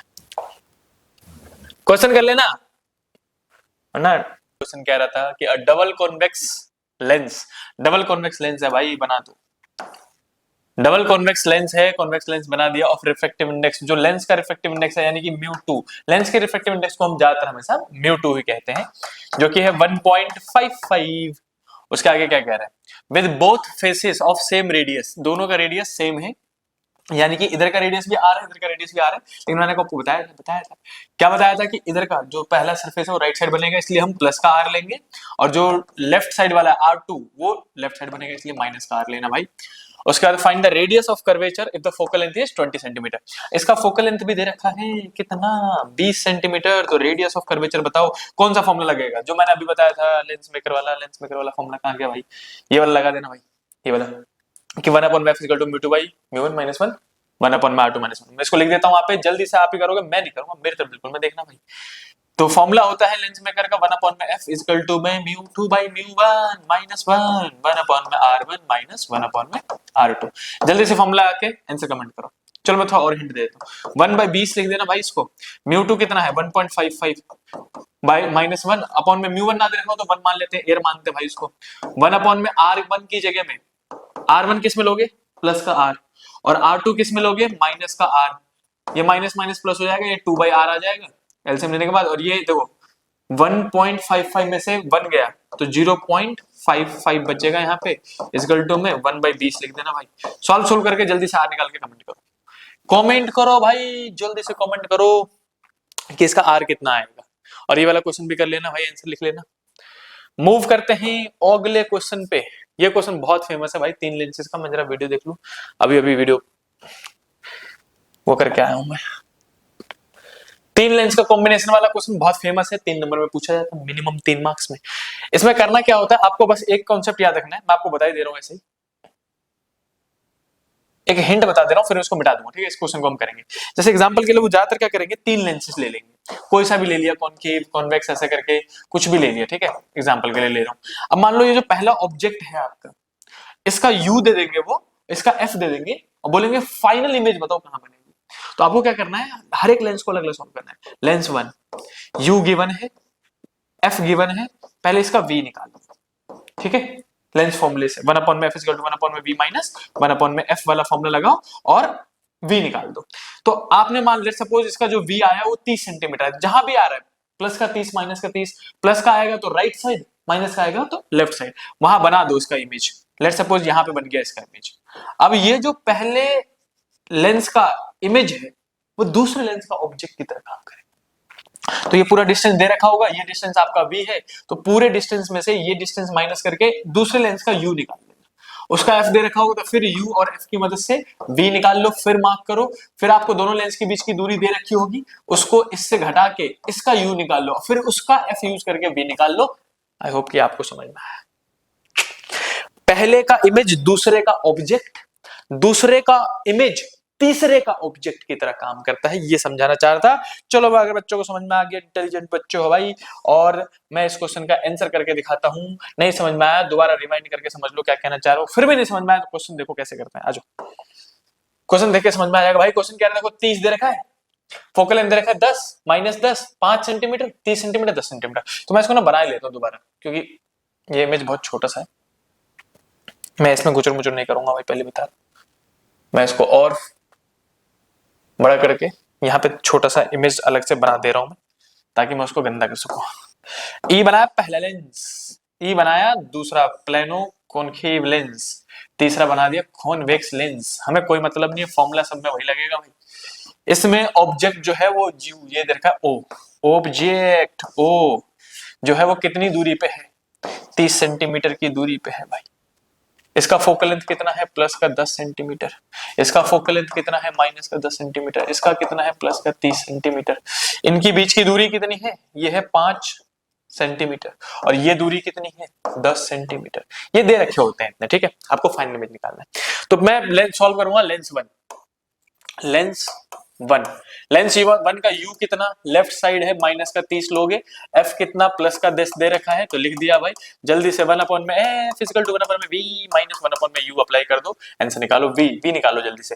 ये इधर आएगा 1 में एफ प्लस 1 में यू, माइनस का था ना, इधर आके प्लस का हो जाएगा, इक्वल टू में 1 में वी। पुट करो भाई, 1 में 10, एफ की जगह में 10 पुट कर दिया, प्लस यू की जगह में माइनस का 30 पुट कर दिया, इक्वल टू में 1 में वी। सॉल्व कर दिया, कितना आएगा, 30 माइनस का, नहीं ऐसे लिख दे रहा हूं मैं, जल्दी जल्दी सॉल्व कर दे रहा हूं भाई, कर लेना आप। 30 माइनस 10 अपॉन में माइनस 30 इंटू में 10, सही क्या ना। ये प्लस माइनस देखो माइनस ही हो जाएगा, तो मैं लिख ही दे रहा हूं यहाँ पे, प्लस माइनस हो जाएगा माइनस, तो इसको मिटा के माइनस कर दिया हमने, ठीक है। और ये 30 इधर जाएगा, ये 10 इधर जाएगा, और नीचे में 30 इंटू में 10 हो जाएगा, माइनस साइन नहीं आएगा। यहाँ अभी मिस्टेक हो जाता, अभी मिस्टेक हो जाता, भारी मिस्टेक हो जाता भाई, ये माइनस नहीं आएगा, ठीक है। बेसिक माइनस किया, बटरफ्लाई मेथड, ये इधर और बीच में मल्टीप्लाई, इक्वल टू में 1 में वी, 1 में वी। यहाँ पे सॉल्व करके लिख देते हैं भाई, कितना आएगा, ये ऊपर बचेगा 20, नीचे में बचेगा 300, इक्वल टू में 1/v, 0 से 0 गया, रेसिप्रोकल करूंगा, v इक्वल टू हो जाएगा 30/2, जो क्या आ जाएगा 15 सेंटीमीटर। प्लस में आ रहा है, प्लस में आ रहा है, इसका मतलब राइट साइड बनाऊंगा। अब 15 सेंटीमीटर कहां जाएगा, देखो यहां से 5 सेंटीमीटर तो ये है, और ये 10 है, तो इनडायरेक्टली जो इसका इमेज होगा वो उस लेंस के ऊपर बनना होगा, तीसरे लेंस हम बना देंगे। हमें क्या मतलब, हम बोलेंगे हमारा 15 आ रहा भाई, ये 5 है, 10 15, यहाँ पे इमेज बनेगी, इसका इमेज वहां जाके बना व्हाइट वाला। अब इसका जो इमेज है वो इसके लेंस के लिए ऑब्जेक्ट का काम करेगी, यानी कि इसका जो ऑब्जेक्ट है वो ये है। अब इसका ऑब्जेक्ट कितनी दूरी पर रखा हुआ है, ये लो 10 सेंटीमीटर। नीचे से देखा जाए तो इस लेंस से देखोगे ना, इस लेंस से कितनी दूरी पर रखा हुआ है 10, तो u इस बार राइट साइड है, इसलिए प्लस का 10 लेंगे, और फोकल लेंथ कितना लेना है, माइनस का 10, और फिर v निकालना पड़ेगा। चलो भाई निकाल देते हैं, क्या दिक्कत है हमको, कहाँ निकालू, मैं इसको छोटा करके यहाँ निकाल दे रहा हूँ। लेंस 2 यहाँ सॉल्व कर रहा हूँ भाई, देख लेना आगे पीछे सॉल्व हो रहा है। लेंस 2 के लिए u कितना लूंगा, राइट साइड में था 10 दूरी पे, तो प्लस का 10 सेंटीमीटर लेंगे। अगर f की बात करूं तो वो -10 ऑलरेडी उन्होंने दे रखा है, तो -10 लेंगे। फिर से निकाल दो, 1 में v इक्वल टू 1 में f प्लस 1 में u। जल्दी से सॉल्व कर दो, मैंने सीधे सीधे अप्लाई कर लिया भाई। 1 में f कितना लूंगा, माइनस का 10, प्लस में ये कितना लूंगा, 1 में प्लस का 10। इसको सॉल्व किया जाए तो 1 में v इक्वल टू में, वैसे देखा जाए तो इन्फिनाइट आएगा इसका आंसर, क्योंकि देखो ऑब्जेक्ट फोकल लेंथ कितना है 10, ऑब्जेक्ट फोकस पे रखा हुआ, तो इमेज बनेगी इन्फिनिटी पे। वैसे मैं दिखा दे रहा हूँ, बटरफ्लाई मेथड, आपस में मल्टीप्लाई, ये इधर भाई साहब लाइट डिमडिमा रही है, भूत आ गया क्या, बंद मत हो जाइए भाई, सारा सिस्टम पता चले, एमसे भी ट्रिप होगी लगता है। ये इधर और माइनस का 10 इधर, देखो बच्चों ये आ जाएगा 0 अपॉन में माइनस का 100, और रेसिप्रोकल करोगे तो v इक्वल टू आ जाएगा माइनस का 100 अपॉन में 0, जो की होती है इन्फिनिटी नॉट डिफाइंड। तो हम कहेंगे सिंपल सी बात दिख रहा था कि इसका जो ऑब्जेक्ट है वो इसके 10 सेंटीमीटर यानी कि फोकस पर रखा हुआ है, तो इमेज कहां बनेगी? इन्फिनिटी। यानी कि इसका जो सेकंड लेंस का इमेज बना, इमेज कहां बना? इन्फिनिटी पे। अब सेकंड लेंस का जो इमेज है वो तीसरे लेंस का ऑब्जेक्ट है ना, इसका इमेज इसका ऑब्जेक्ट, इसका इमेज इसका ऑब्जेक्ट। तो अब मैं लेंस 3 यहीं पे सॉल्व कर दे रहा हूं। लेंस 3 जो है बच्चों इजीली सॉल्व हो जाएगा। लेंस 3 में समझ में आया कि u यानी कि ऑब्जेक्ट जो है लेंस 3 का वो इसका इमेज था, इसका इमेज कहां बना? इन्फिनिटी पे। तो इसका इमेज इन्फिनिटी मतलब इसका ऑब्जेक्ट इन्फिनिटी पे, तो ऑब्जेक्ट कितना लोगे? इनफिनाइट। तो इमेज कहां बनेगी? सबको पता है फोकस पे बन जाती है भाई। अगर ऑब्जेक्ट इन्फिनिटी पे हो तो इमेज जो बनेगा v जो है वो सीधे सीधे देख सकता हूं प्लस का 30 सेंटीमीटर आएगा, फोकस पे बनेगा। तो इस क्वेश्चन सॉल्व कर लेना। मुझे लग रहा है इससे पहले ये एमसीबी ट्रिप हो जाए मैं आपको जल्दी जल्दी सारे क्वेश्चन दिखा दूं भाई। चलो भाई नेक्स्ट क्वेश्चन सेम टाइप का क्वेश्चन है।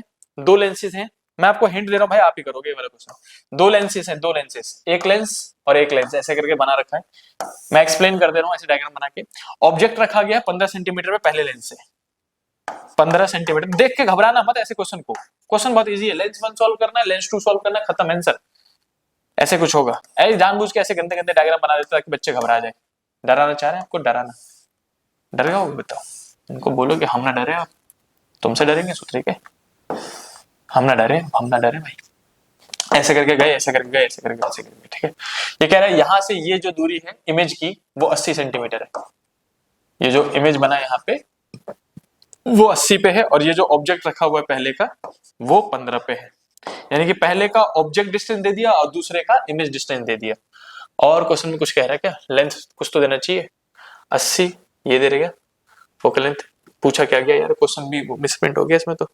Find focal length of lens L2, उसके लिए फोकल लेंथ ऑफ L1 दिया होगा। ओहो बच्चों एक मिनट दो, इसमें ना एक का फोकल लेंथ देना चाहिए तब जाके दूसरे का फोकल लेंथ पूछा जाएगा। मैं ये पीडीएफ मेरे फोन में भी है, मैं इस पीडीएफ में चेक करके बता दे रहा हूँ। इसमें तो इमेज ओवरलैप हो गया ना गलती से। 1 मिनट दे दो भाई, बाकी लोग करना क्या है समझ गए होगे। मैं लेंस 1 सॉल्व कराऊंगा आपको। इसमें लेंस 1 में क्या लिखोगे आप? u लिखोगे बच्चों लेफ्ट, ये लेंस 1 हो गया, ये लेंस 2 हो गया।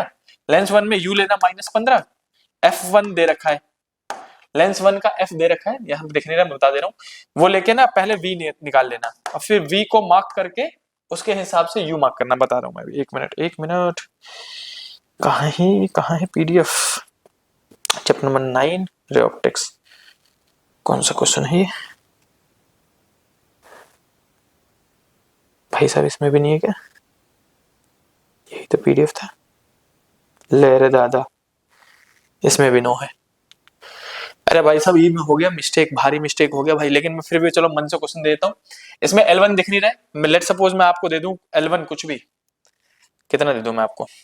L1 दे रहा हूं बच्चों प्लस का 10 ले लो, प्लस का 10 ले लो, फिर V निकाल लो। जैसे ही V निकालो तो फिर लेंस 2 पे चले जाना भाई। जो भी V निकले उसको मार्क कर लेना यहाँ पे और उसके हिसाब से ऑब्जेक्ट मार्क कर लेना। वैसे क्वेश्चन बहुत बेकार हो जाएगा। इस क्वेश्चन को ना भाई सर्च करके कर लेना।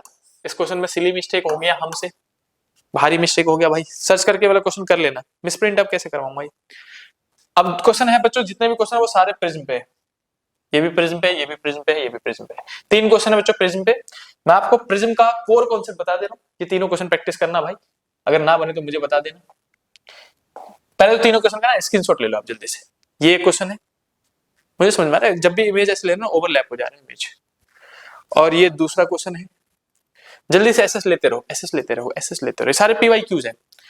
और लास्ट क्वेश्चन है बच्चों ये, ठीक है। अगर ना बने तो मुझे बता देना, मैं आपके लिए प्रिज्म का एक पूरा वीडियो बना दूंगा, ठीक है। अगर आपसे ना बनी प्रिज्म तो मेरे को बताओ, कमेंट करो भाई, प्रिज्म का एक पूरा वीडियो बना दूंगा। बाकी मैं प्रिज्म में अभी हिंट दे दे रहा हूँ, क्योंकि मुझे लग रहा है बार बार नहीं लाइट डिम डिम हो रही है भाई। रात के बज गए 2, लाइट डिम डिम आ रही है, देख रहे हो, कोई मिलने आ रहा लग रहा है। ऐसे करके रे गई, रे यहाँ पे ऐसे करके पैरेलल हो जाएगी और बाद में ऐसे करके निकलती है, सबको पता है इमरजेंट रे। ये एंगल हो गया आई, ये हो गया R1, ये हो गया R2 और ये हो गया एंगल E, और ये एंगल ऑफ प्रिज्म ए कहलाता है। इस रे को जानी चाहिए सीधे सीधे, इस एंगल को एंगल ऑफ डेविएशन कहते हैं। फॉर्मूले कितने याद रखने हैं मैं सीधे सीधे बता रहा हूँ, फॉर्मूले सुन लो भाई। R1 प्लस R2 दोनों को जोड़ के R होता है, सॉरी A होता है। इन दोनों एंगल को जोड़ दो तो A के बराबर होता है। दूसरा I प्लस में E माइनस डेल्टा जो है, I प्लस में E माइनस ए होता है, सॉरी क्या कर रहा हूं मैं जल्दबाजी में। I प्लस में E माइनस का A इक्वल टू डेल्टा होता है। ये दो फॉर्मूले तो स्टार्टिंग के, कि इस वाले एंगल को जोड़ दो दोनों को, और इसमें से ए घटा दो तो डेल्टा निकल जाता है। ये दो फॉर्मूले बेसिक हैं, बिल्कुल बच्चों वाले। इसी के बिहाफ पे अगर ये दोनों बराबर हो जाए, R1 R2 R के बराबर हो जाए, तो R प्लस आर कितना हो जाएगा, 2R। तो यहां से R निकाल सकते हैं, R इजकल टू में 2R इजकल टू में A, तो R इजकल टू में A/2 हो गया। यहां से I निकाल सकते हैं, अगर I और E दोनों बराबर हो जाए तो 2I minus A is equal to delta, minus A उधर जाएगा तो प्लस का, तो डेल्टा प्लस A और 2I बचा, 2I में से 2 डिवाइड में चला जाएगा तो इक्वल टू I आ जाएगा।